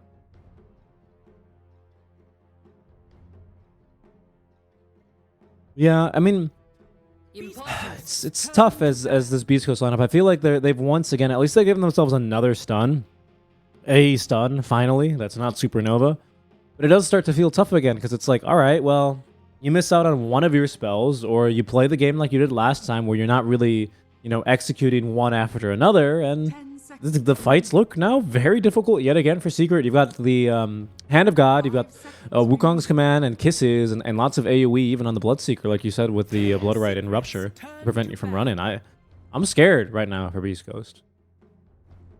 Not loving the direction this draft is going for them. I mean, if the Timber is snowballing, I think the game will be different. So they're gonna have to make sure that this Timber has a good start. They have Klings. Klings is gonna win you the Chen lane, I presume, unless they do some lane swap and the Chen doesn't fight the Klings. But if that does happen, the Klings against the Chen, Klings will have a good start, and you have I feel like in the team fights, if you get a good egg off and somebody like the Sven gets a jump on the snap, so nobody can kill the egg, you can still win the team fights if you're Beast Coast, you know. So it'll come down to execution. Whereas for Secret right now, they have to decide where to put their heroes. Is the Monkey King going to be like just a position 4 hero and fire mid, or what is going to happen right now with their lineup? Yeah, a Monkey off doesn't make any sense in the Sven, does it? Because I've been feeling, didn't FBZ play some Monkey King off lane at some point? Am I going crazy? I'm talking about position 4 Monkey, like a support Monkey. I think that would actually be better this game. Got it. Because what you do as the Monkey is like you secure the lane, and after that you buy a Medallion Solar Crest, then you just group up together and you have a stun to catch out heroes to set up heals for. Because Snapfire likes to buy Boost of Travel to connect to the team, and Monkey King likes to hide in the trees to set up. So I think those two heroes have a lot of synergy the way they want to play together in the game. And they finished their draft with a Tide, so which means that the Tide is going to be laning against the Sven. That's a very good lane for the Tide. And it's also going to give them a lot more team fight and set up for the Multimus Kiss. So I think this pick is really nice against what Beast Coast have in general. Yeah, I reckon they'll be pretty happy with that. Gives them even more team fight, really strong counter initiation, right? You're not really going to be able to burst through this Tide Hunter. No silences, no way to easily ignore him. Doesn't hit egg very well, but that's what you have the Snapfire and Bloodseeker for. Also very deceptively strong in the lane, you know. Like with Gush at level 1, and then you have a Monkey King on your lane. You get the Jingle stacks, so you have a lot of kill potential in the lane itself. And for Beast Coast, they have to figure out what they want to do here with their lineup. Do they pick another mid laner and just put Timber against the Birdseeker on the off lane, or what do they do? What are they doing? Yeah, so they're changing. So they're putting the Timber mid against the Snap, and X is gonna lane against Bloodseeker. That's a very good matchup for X in the lane and in the game itself, as Bloodseeker likes to play risky, you know, always low HP, and you get kills and then you get HP back, and then X with Blade Mail can actually just make it very, very hard for Bloodseeker to play those team fights. They even tank through Bloodrite just to land a call and hopefully look for a kill.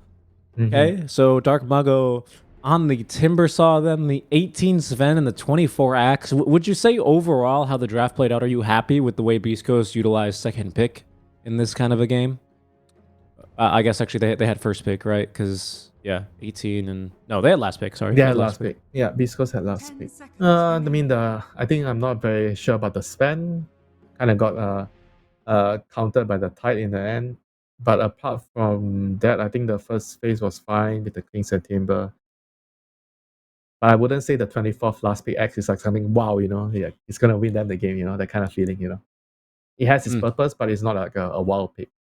Not a wow pick. Any of these picks wow you from Secret? That transition to the Snapfire RML, you know, on was that 16 really quickly, 15 even.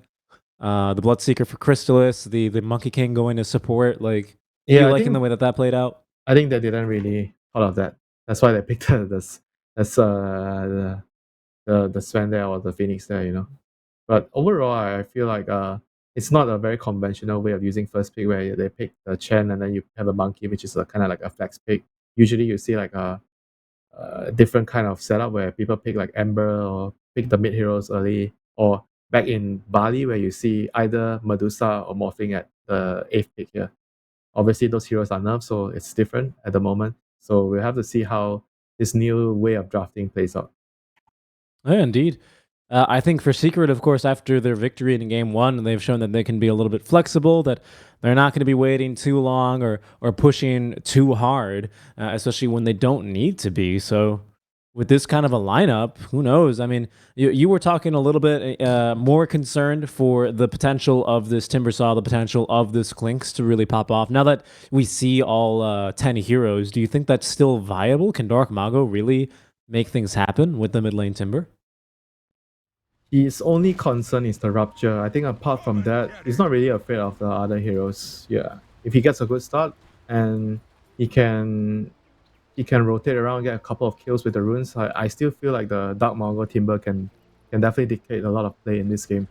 Like the Timbers nerf are very, very small, you know. I feel like it's not enough actually. The hero is still very, very powerful. And this last pick, Axe, now that we've had some time to simmer on it, still kind of a so-so pick for you, or are you happy with it? I'm not sure what to think of it. I think it has a purpose in this game. 30 seconds to battle. Yeah, it can counter the Bloodseeker very well, but it's a hero that is so reliant on your laning phase doing well, you know. This hero needs to snowball from the start. If you don't get a good start, the hero can just fall off completely. It's a risky pick in my opinion. Well, playing from the lanes, trying to maybe out-tempo once again Secret here. We'll see how it goes this time for Beast Coast. Oh, Yamich, he's gonna go behind, he's gonna try to steal the runes. Oh, they're gonna get He'll do it. runes. Yeah, he'll do it. Nice. Very easy. Very nice. That's what you want to do when you play Monkey King. Make a lot of sneaky moves, hide around the tree, use your mischief, get around the map. Be a tree on top of a tree. They never see that one coming. This is a hero that I would never be able to play well, you know. You need to be like a type of player. You need to be like the sneaky guy, always trying to outfox, outwit your opponents to be able to play this hero well. Right, and everyone knows you for being the honest Abraham Lincoln of Dota, right? You're the honest Winter. You could never use mischief. I always try to do things too, obviously, so I'll never play this hero well.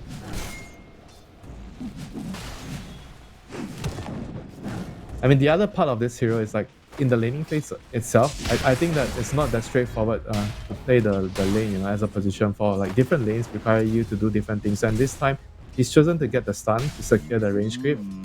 And right now, he's going to, I guess, just make sure that he keeps the Phoenix busy and allow the lane to be a 1v1 Sven against Tide. Because if the lane is 1v1 as the Tide, you're really, really happy because you free farm against the Sven. Yeah, and so far, it's pretty easy, right? I think Stinger's got to be careful. Still a very, very low armor here. I think he's technically 0, but with the wands, or sorry, the sticks, he does get above 0 here on the Phoenix. So he's very vulnerable to that stun, to all that right-click damage that Yamich pumps out, even early. Level 2 is when they have to be careful when the Tide has Gush, or has the option to skill Gush. With Gush and the Monkey King right-clicking you, with Blightstone, Jingle stacks, and the Balance Strike to finish you off, you can actually just die, you know. So you have to be very careful. So mid lane, Snapfire against Timber. This lane is slightly, I would say, slightly favored for Snapfire, because you get to do a lot of damage to the Timber when he comes near to the last hit with your Scatter Blast. I mean, Timber can still farm in this lane, but Snapfire should be able to get a lot more from the lane. And whereas the Axe Clings, like I said earlier, the Clings should be able to secure the lane for the Axe. So I would expect the Axe to have a good start to the laning phase. And so far, so good up in that top lane as well here. Axe struggling a little bit in these early levels. Crystal is kind of making very good use of the amount of fighting that's happening all around into the side lanes. Puppy as well. He's he had himself at least a what is his name? The Kobold Foreman until Schofield ate it. He's been making good use there of the Death Pact. Oh, Sacred. A puppy trying to be really aggressive with the blood granite and the blood right. And they might actually Oh. get Sacred here as well. A couple more right clicks. They have him. Easily done. Puppy may die in response and will go down to the right clicks of Schofield. Crystallis giving chase. I don't think he wants to leave lane for too long, but might have it here, especially with the move speed he gets from this last little blood right, leaving the lane pretty far, Winter. But Schofield has he no has more TP. regeneration. Has TP. Is not going to use it. Looks like he'll miss out on a couple of range creeps here. Or sorry, a couple of CS. No range creeps. It's 1 or 2. The creep wave is still rather healthy, and Chen is there to tank, to stop the creeps from going into tower if necessary. So all in all, the Bloodseeker actually didn't really lose much there, and he got a good amount from killing the Klings. Yeah, made it look easy too, didn't he? Definitely did not. I did not think that it was always move to go for the kill.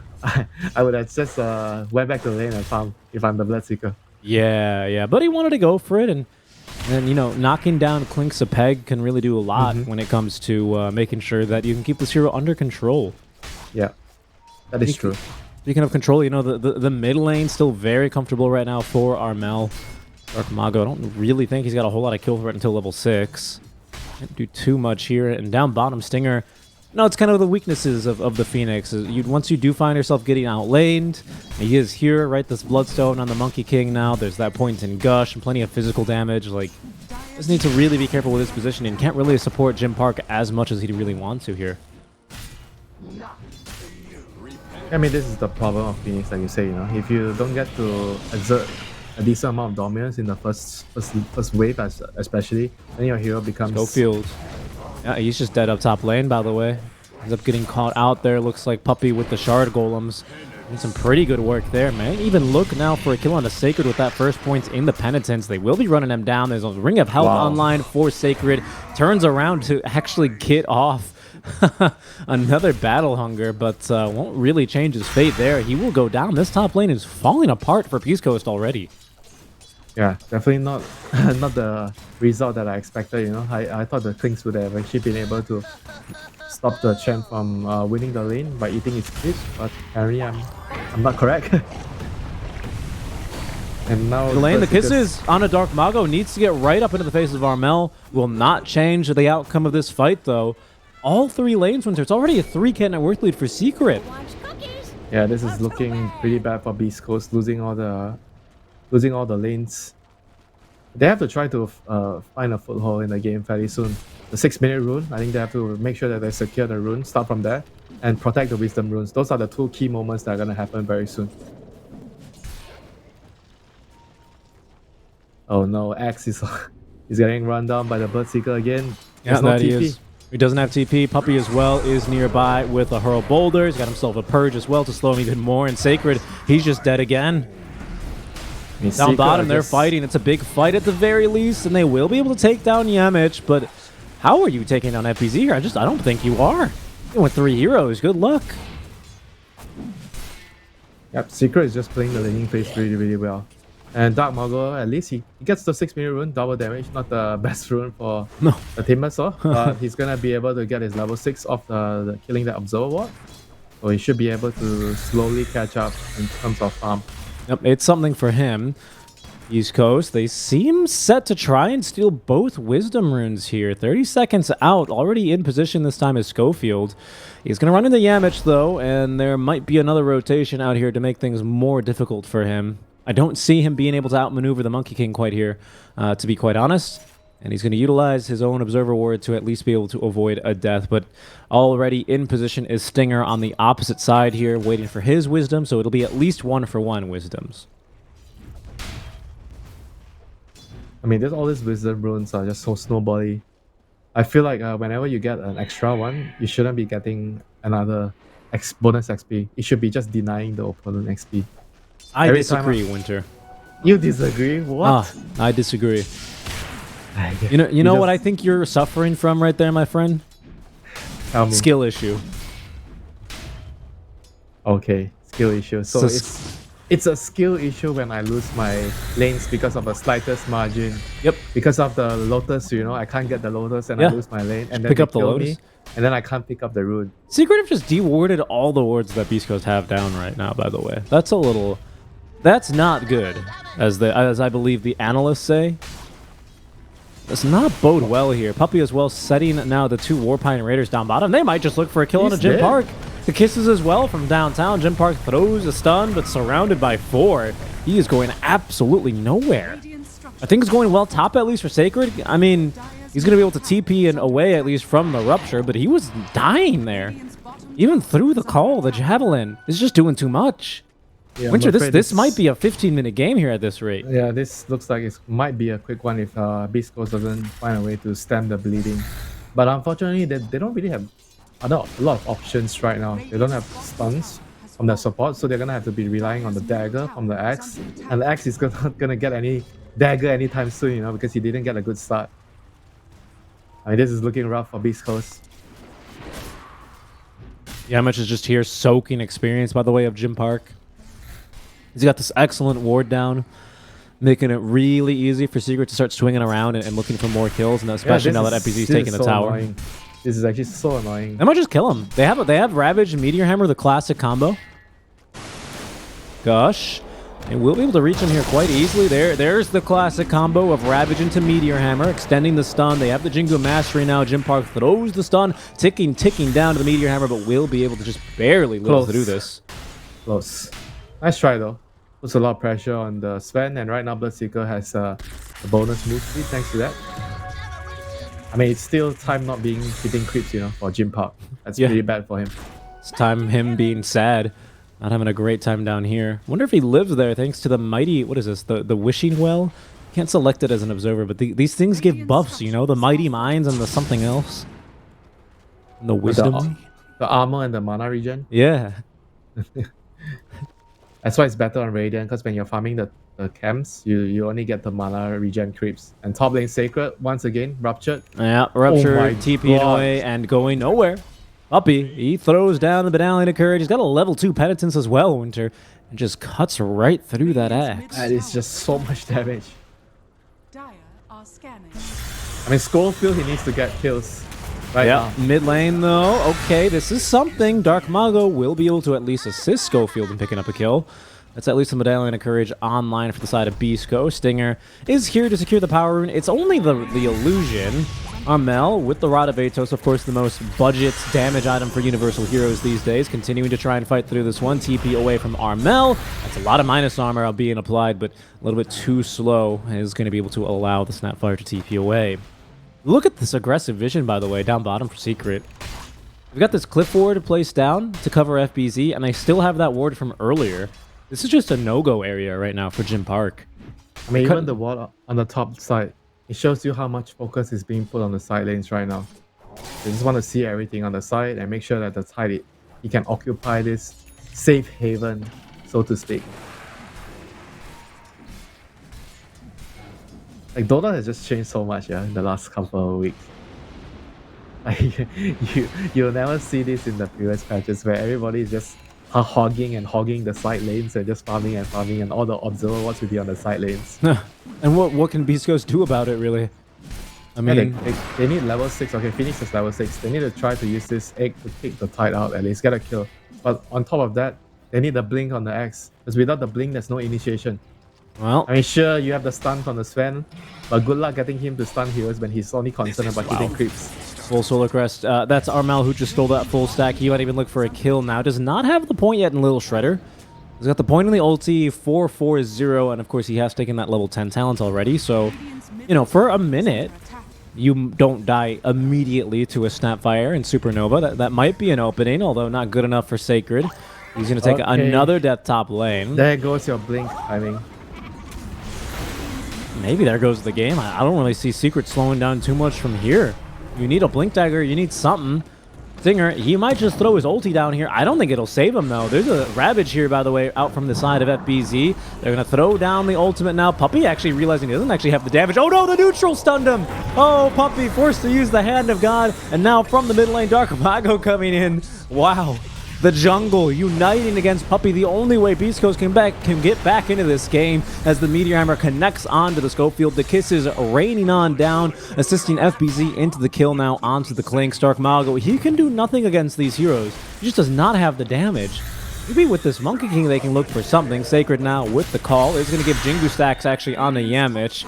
Yamich actually is not going to continue for that last stack and is dunked for the kill. Something now for the side of Beast Coast, at least. Yeah, that's money into the Blink Dagger fund for Sacred. He desperately needs that. Another 800 gold more to go for the Blink. They have to find a way to create the space for the Axe to finish the item. Like, there's no other way for them to proceed with the current situation. If the Axe doesn't have Blink, the Sven is not going to get enough space to farm and come back into the game. I'd say even Dark Mago needs time and space to get back into this game at the rate this one's going. He's good. He needs to join the fights no matter what. Because the Sven is the position 1 hero. At this point, if you're the Timber, you have to hope that the Axe blink. You farm whatever you can right now, and you have to participate in the Axe moves, you know. He blinks in, you need to be there to dish out the damage. 14-minute Wisdom Rune, Schofield once again is there early. The last time he was there like 40 seconds early. This time he's 15 seconds early. Well, we'll see if they have dust for him. What do you think? Armel? No dust. Oh, the scan. Did they see him? The scan missed him. Oh my goodness, Schofield with the move of a lifetime here. He's going to look for it. Does he get the wisdom? Yes, he does. Nice. Armel didn't preemptively cookie to get the rune. No, he didn't think he was there. He scanned. Unlucky. It's okay. Yamich, he's going to not only place a Deep Observer Ward, but he also steals the enemy Wisdom Rune on top. A Secret may look to try and put a little bit more pressure into this top lane. I mean, it's not even pressure. It's just Crystallis never leaving the lane. He's just been Bing chilling up here.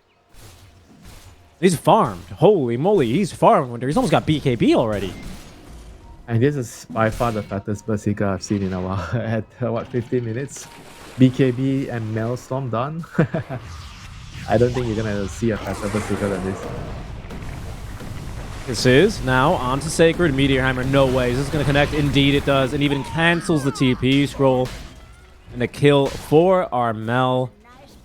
I mean, there's enough gold now for the Blink Dagger, but he seems to want to go for the full Blade Mail first.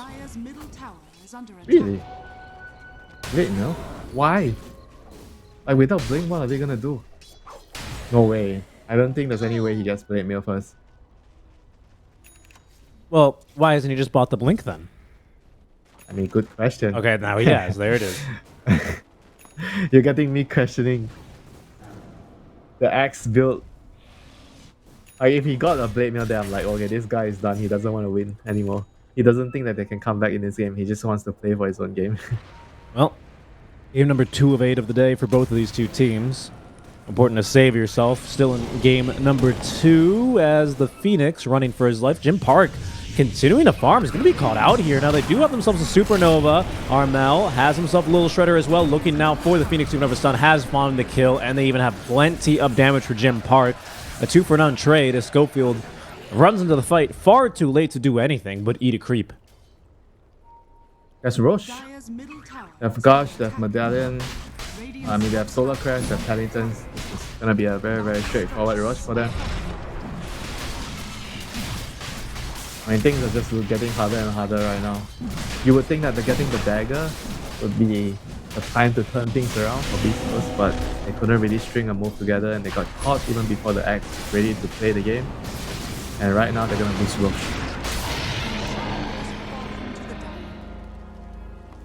I mean, they have to try to pick people off on the map with this Blink. Push out the waves with Sven and Timber. I think the Klings and the Axe have to work together. Get pickoffs, prolong the game. Looks like Beast Coast is going to try and take a fight up here. Sacred with the Blink. I'm not sure if that's really a viable target. Now they will try. Nice stun on the 2-up from Yamich. Oh no, the counter initiation.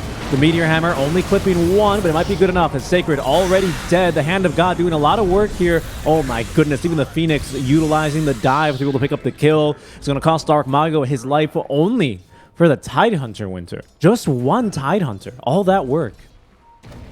Yeah, they have to use all their spells too, so this is bad for them. Schofield trying for the fight for the kill there. onto one more as Jim Park eager to pour the fight onto Puppey. Puppey's just way too tanky though, and now the kisses out from the Radavetos. Jim Park trying to fight this one with the Mask of Madness, but cannot out-heal the Bloodseeker. Crystallis looking to clean up here as Stinger falls as well to the blood right from behind. Yamich, sorry, make that Schofield, is trying to find some backliners. Finding no luck, however, as they still have detection for him. An unstoppable streak now for Armel. My goodness, Crystals, he's never even left this top lane, Winter. 9-0-3, continuing to farm. I think he's already got Mjolnir on the way. It's just too freaking big, man. Like, even if they somehow killed the fight there, I feel like they're still gonna die there, you know. They were that desperate to get the kill. I think it was a sensible move with the axe trying to burst the tide there. But yeah, just way too far behind. And the Bloodseeker was just allowed to come and clean up, you know, once the tide got his Ravage off. I mean, they have to try something, you know. I don't even blame them, you know. Like with the axe dagger, whatever kill they can get, you know. It's just felt so hard though, hasn't it? Yeah, I mean, you lose all your lanes, this is what is gonna happen to your game. And you have to try to slug it out, push the waves, try to get pickoffs. That's the only thing you can do right now as Beast Coast. Try to create some sort of distraction so that Sven can still continue farming, finish his BKB. Radavetos, Stinger, in some trouble. Okay, they actually got a Nice pretty good egg. Supernova stun. That'll at least condemn Yamich, and another dunk here for Sacred. 2 stacks at least for him. Yep, every kill matters a lot, you know, for Beast Coast right now. But on the other hand, they have to use their ulti. So right now, Secret, they're not afraid of anything. Without the egg, there's no way they can fight.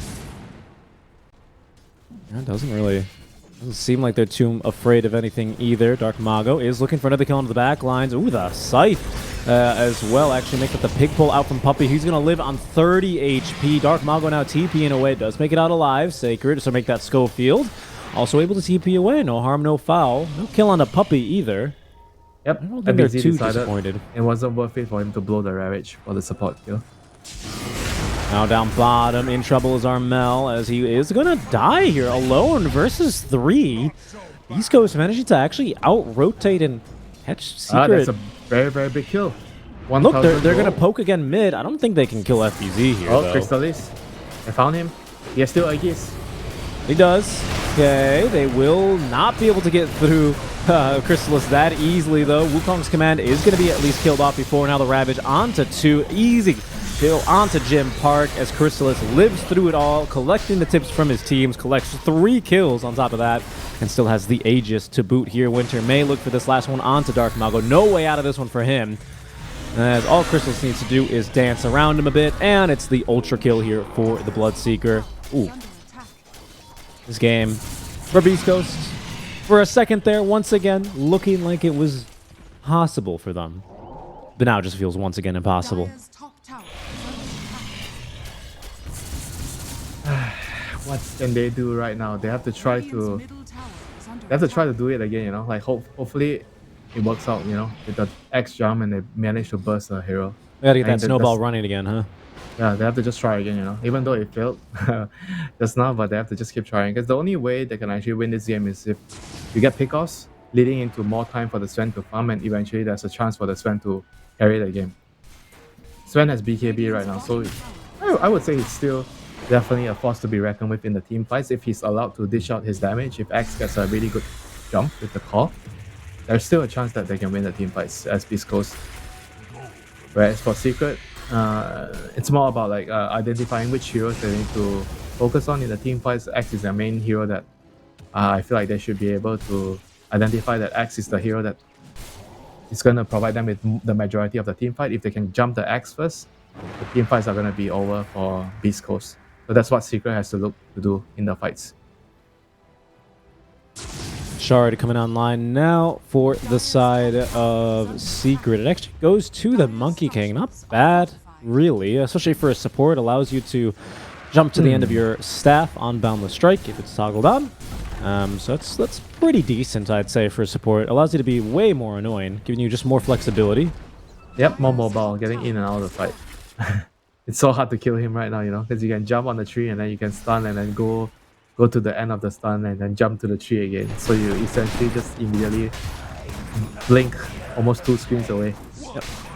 Schofield getting caught out and killed. He's trying to get his farm on as he almost has a Desolator online. One of 2 Mithril Hammers completed at least, so didn't lose too much on reliable gold there.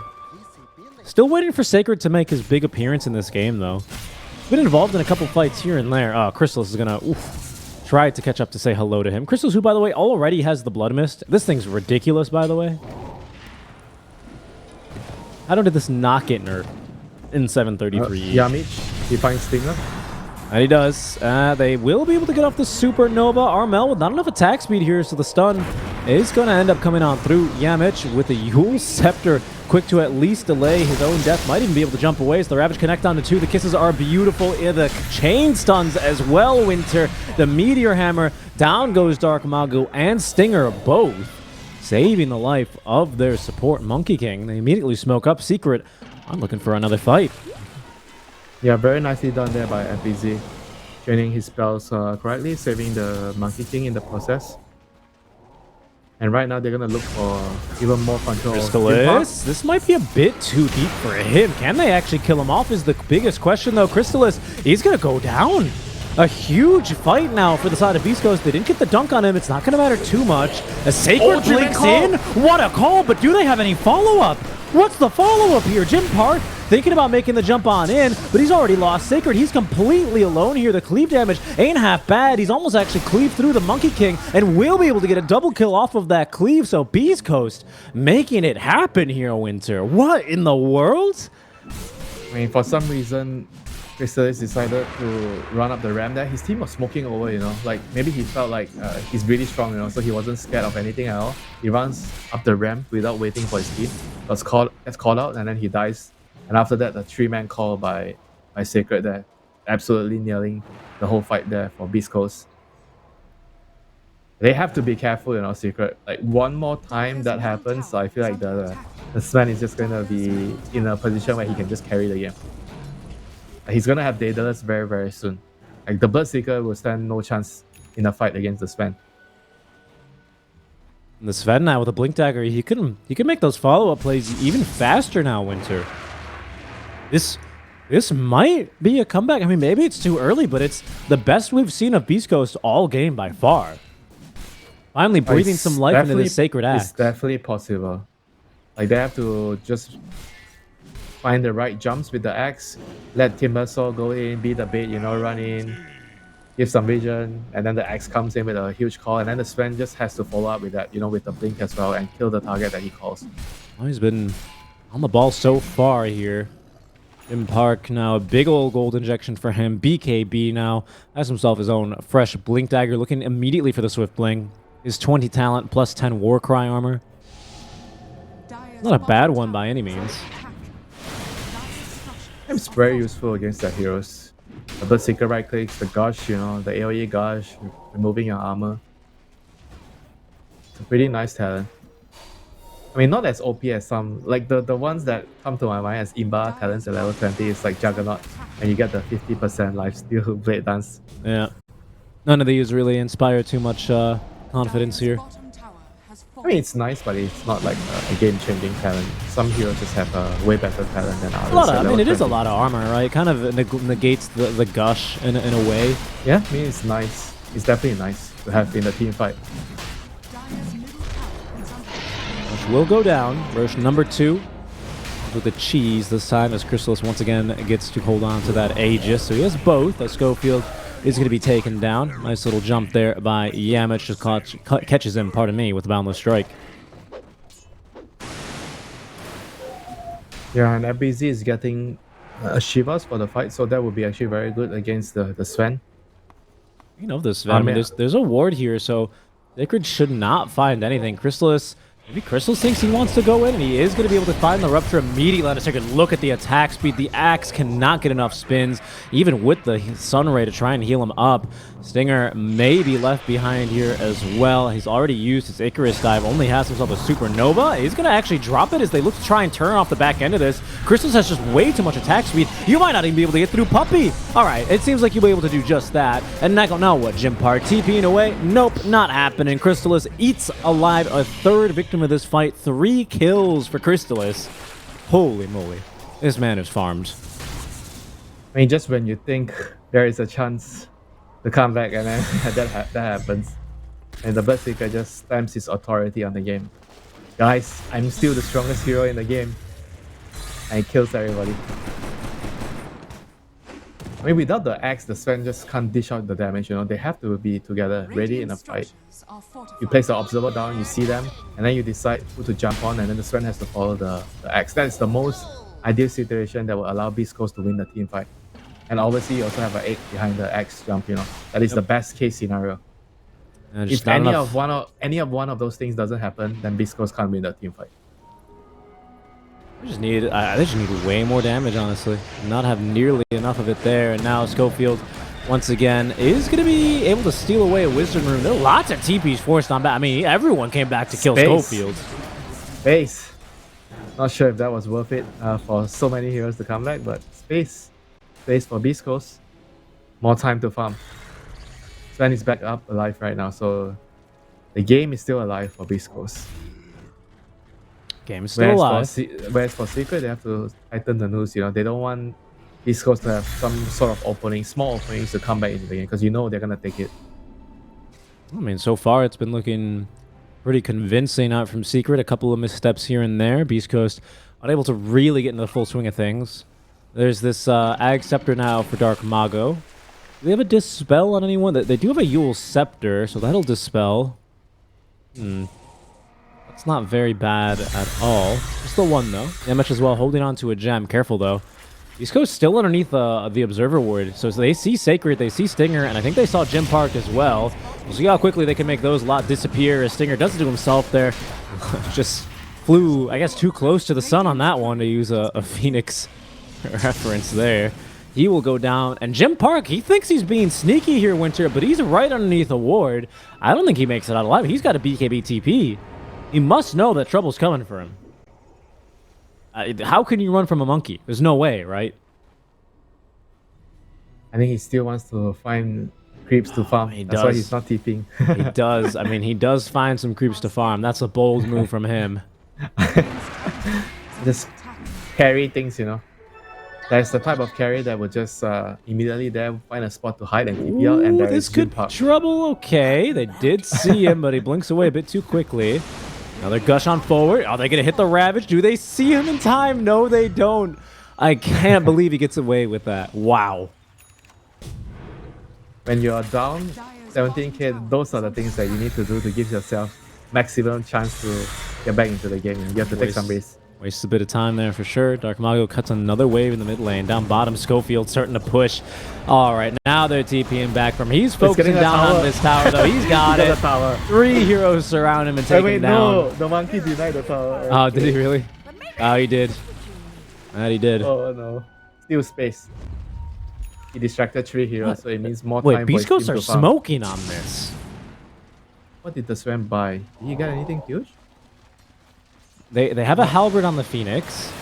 They have a BKB now on the Axe, and they're going to make a jump now onto the Watermelon. Can they kill him off in time? Absolutely not. Sunray at least into the Supernova first, and this is going to allow at least Beast Coast to continue taking this fight, but Chrysalis is in now. A big old stun, though. Can they find the dunk onto him in time? Yes, they can, but that's only the Aegis. He has no BKB by the time he respawns here, though. Chrysalis and Sacred, he's actually going to go down to the right clicks of Armel. Dark Mago up on the high ground, takes down Puppy, but it's Chrysalis who deletes Stinger from this fight. A 1 versus 2, that might be where Beast Coast have to throw in the towel here, but a very respectable bout out from them on that fight. I cannot believe how well that went for them. How, man? It was a 4 against 5, and they got the best possible initiation with the Axe jumping on the Tide, the BKB on the Sven, they killed the Tide right away, and after that, I think the egg was also pretty good. He stunned like 2 heroes after that, and the Sven kind of cleaved a couple of heroes after too. You saw the power of the Sven. If he's allowed to stand and dish out the damage, he can actually just kill everybody. That was absolutely incredible. East Coast, they will still take a little bit of a lose on that fight, right? But they do still bloody the nose of Secret. Imagine if the early game didn't go so badly for them, you know. Just imagine that. They started the game with like, what, a 5k deficit at 1 minute 10? And it's these wards that have made such a big difference, really. You can see here Schofield. Well, they did get rid of the gem on the Monkey King. Who has it no now? dust. He has no dust. Wait, who's got the gem? Where do Yule's there? I guess he must have just come out of Invis there. Not like it matters. Now they've got the sentry. Puppy came prepared. Picks up the kill. Is the gem on somebody now? I believe I've lost it. No, Armel picked up the gem. We're okay. We're okay. We're all good. I mean, it still seems... I don't know. Is there still chances, Winter? Is there still chances? Or is this Bloodseeker now Armel as well with Little Shredder uses your attack damage? Are they just too big? How can you take them I down? feel like there's still a chance.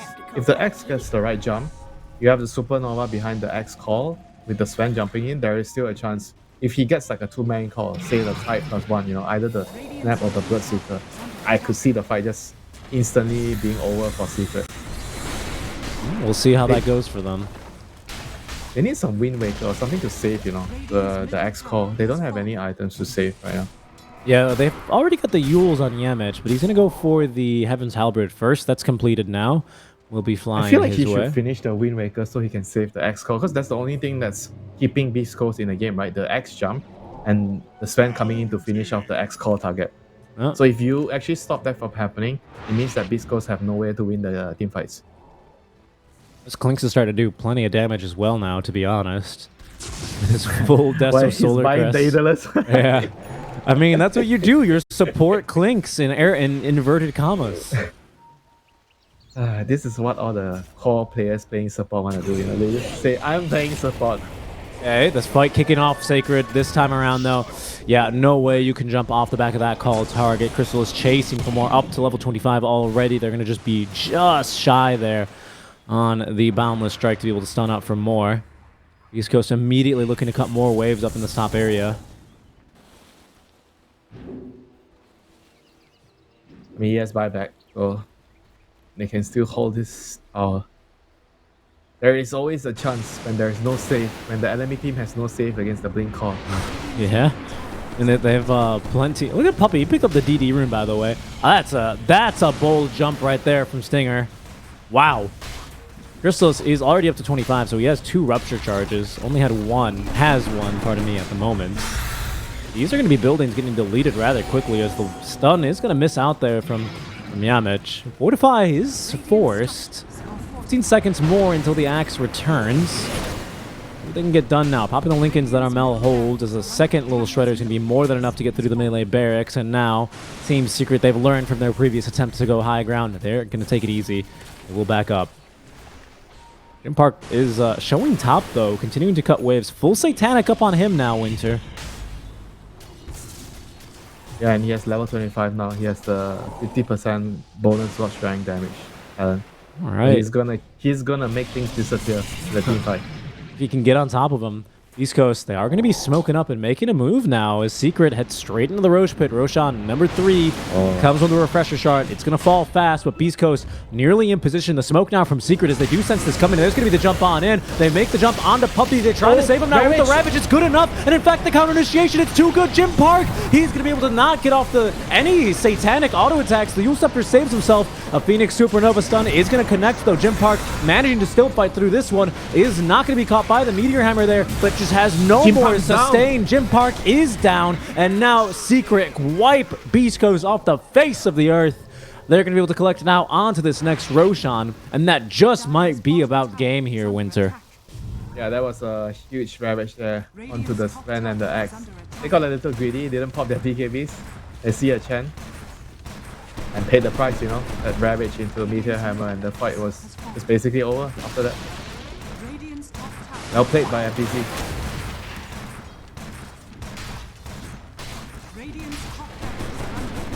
I mean, for the net worth deficit that they are behind, it still always feels that they can win the team fight with the Sven and the Axe. Yeah, but the counter initiation is just too good. Yeah, not popping the BKBs, and well, you pay the price. They have to wait. I think that they have to wait until they see the Tide or the Berserker. They cannot go on the supports with the Axe call there.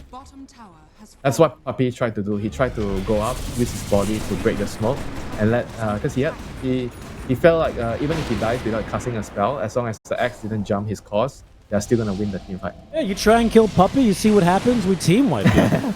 They didn't even kill Roach. They straight up just, they're going to end the game. Sacred, he's in trouble. They have the detection, and they have a very easy kill on a Sacred. I mean, that GG really then. should be GG. Secret, they'll take it easy. You know, they'll go back. They'll hit Roshan. They'll get a couple more Ancients. But, I mean, that has got to be the nail in the coffin now. 31K Winter. Yeah, what a game, you know, by Secret.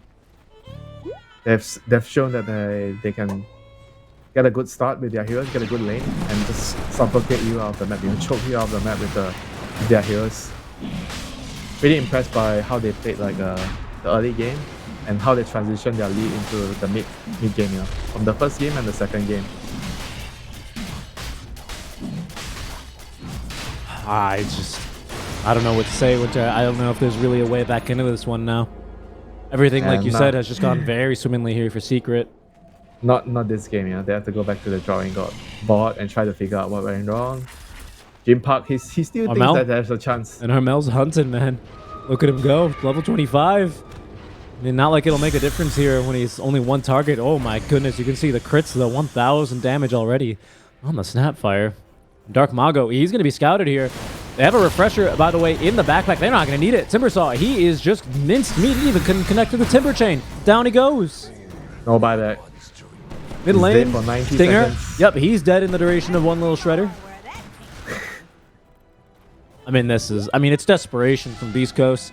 You got to commend them. They're doing whatever they can do, rather, to get into the next stage of the Riyadh Masters, that official group stage. I'm not sure the main group stage. I'm not really sure what the best way to call it is, but against Secret, a 2-0 looks all but certain now.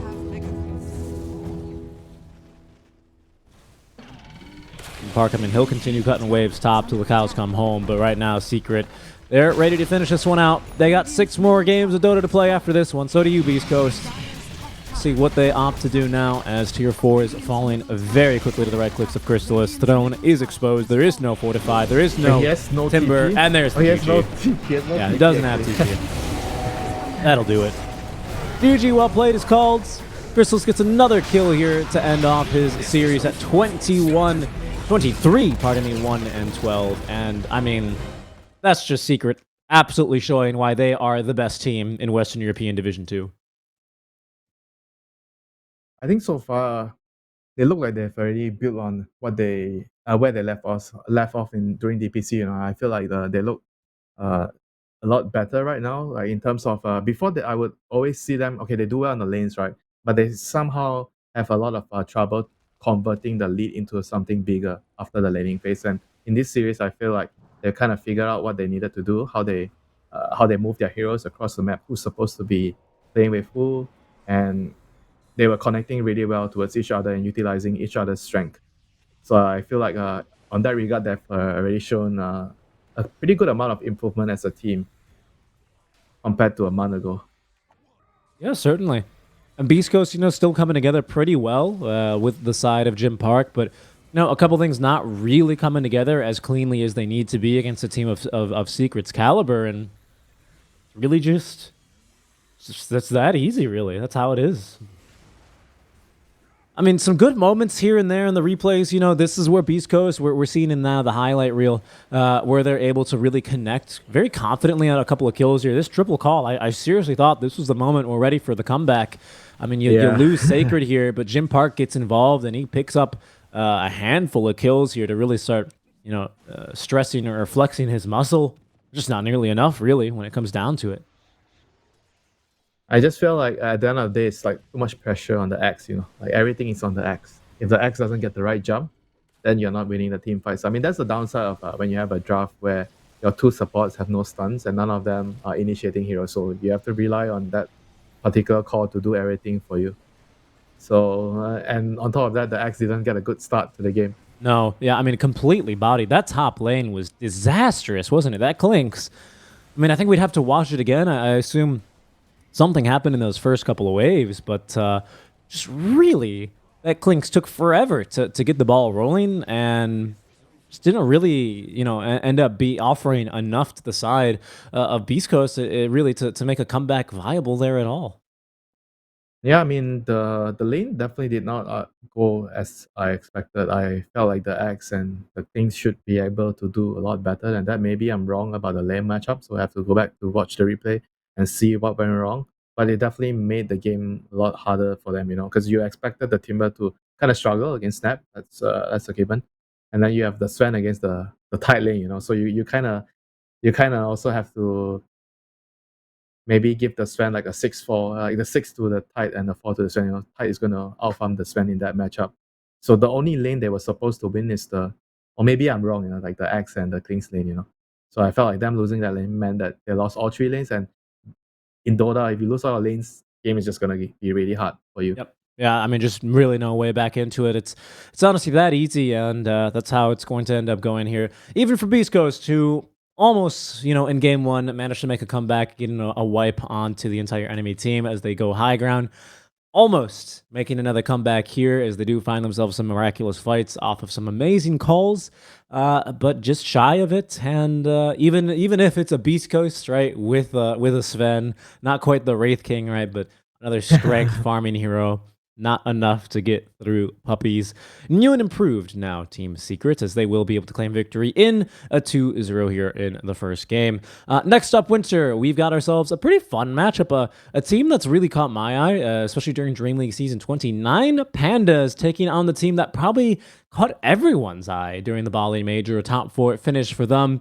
Of course, making some pretty dramatic roster changes, but the MENA qualifier team, Quest Esports, facing off versus 9 Pandas. Any preview, Winter, for that series right before we go to a break? No Arma. That's going to be a bit frustrating for them. But I feel like the other 4 players, they are also really, really excellent players. And just curious to see how Malik, the stand-in, fits into Arma's shoe. It's a huge shoes to fill in, but I think there's still a lot of potential with the other 4 players. So just Certainly. interested to see how well they perform. Well, and we'll get to see that in just a bit, guys. There are 7 other streams of Dota going on right now. Choose your favorite letter. Delete the little backspace, where you see B. But why not try F? Why not try C or even E? Who knows what you might find on those channels? But it's going to be Dota. There's still lots of Dota to be played because we might have to wait a while. Quest Esports facing off versus OG on, I think, stream C. And we have 9 Pandas, I believe, taking on Extreme Gaming on Stream F. So we're not going to be able to start until those matches are complete. Maybe they're already done. Who knows? Until then, guys, make sure you're flipping through the channels, finding your favorite teams, and make sure you're back here in a good amount of time when we're back with 9 Pandas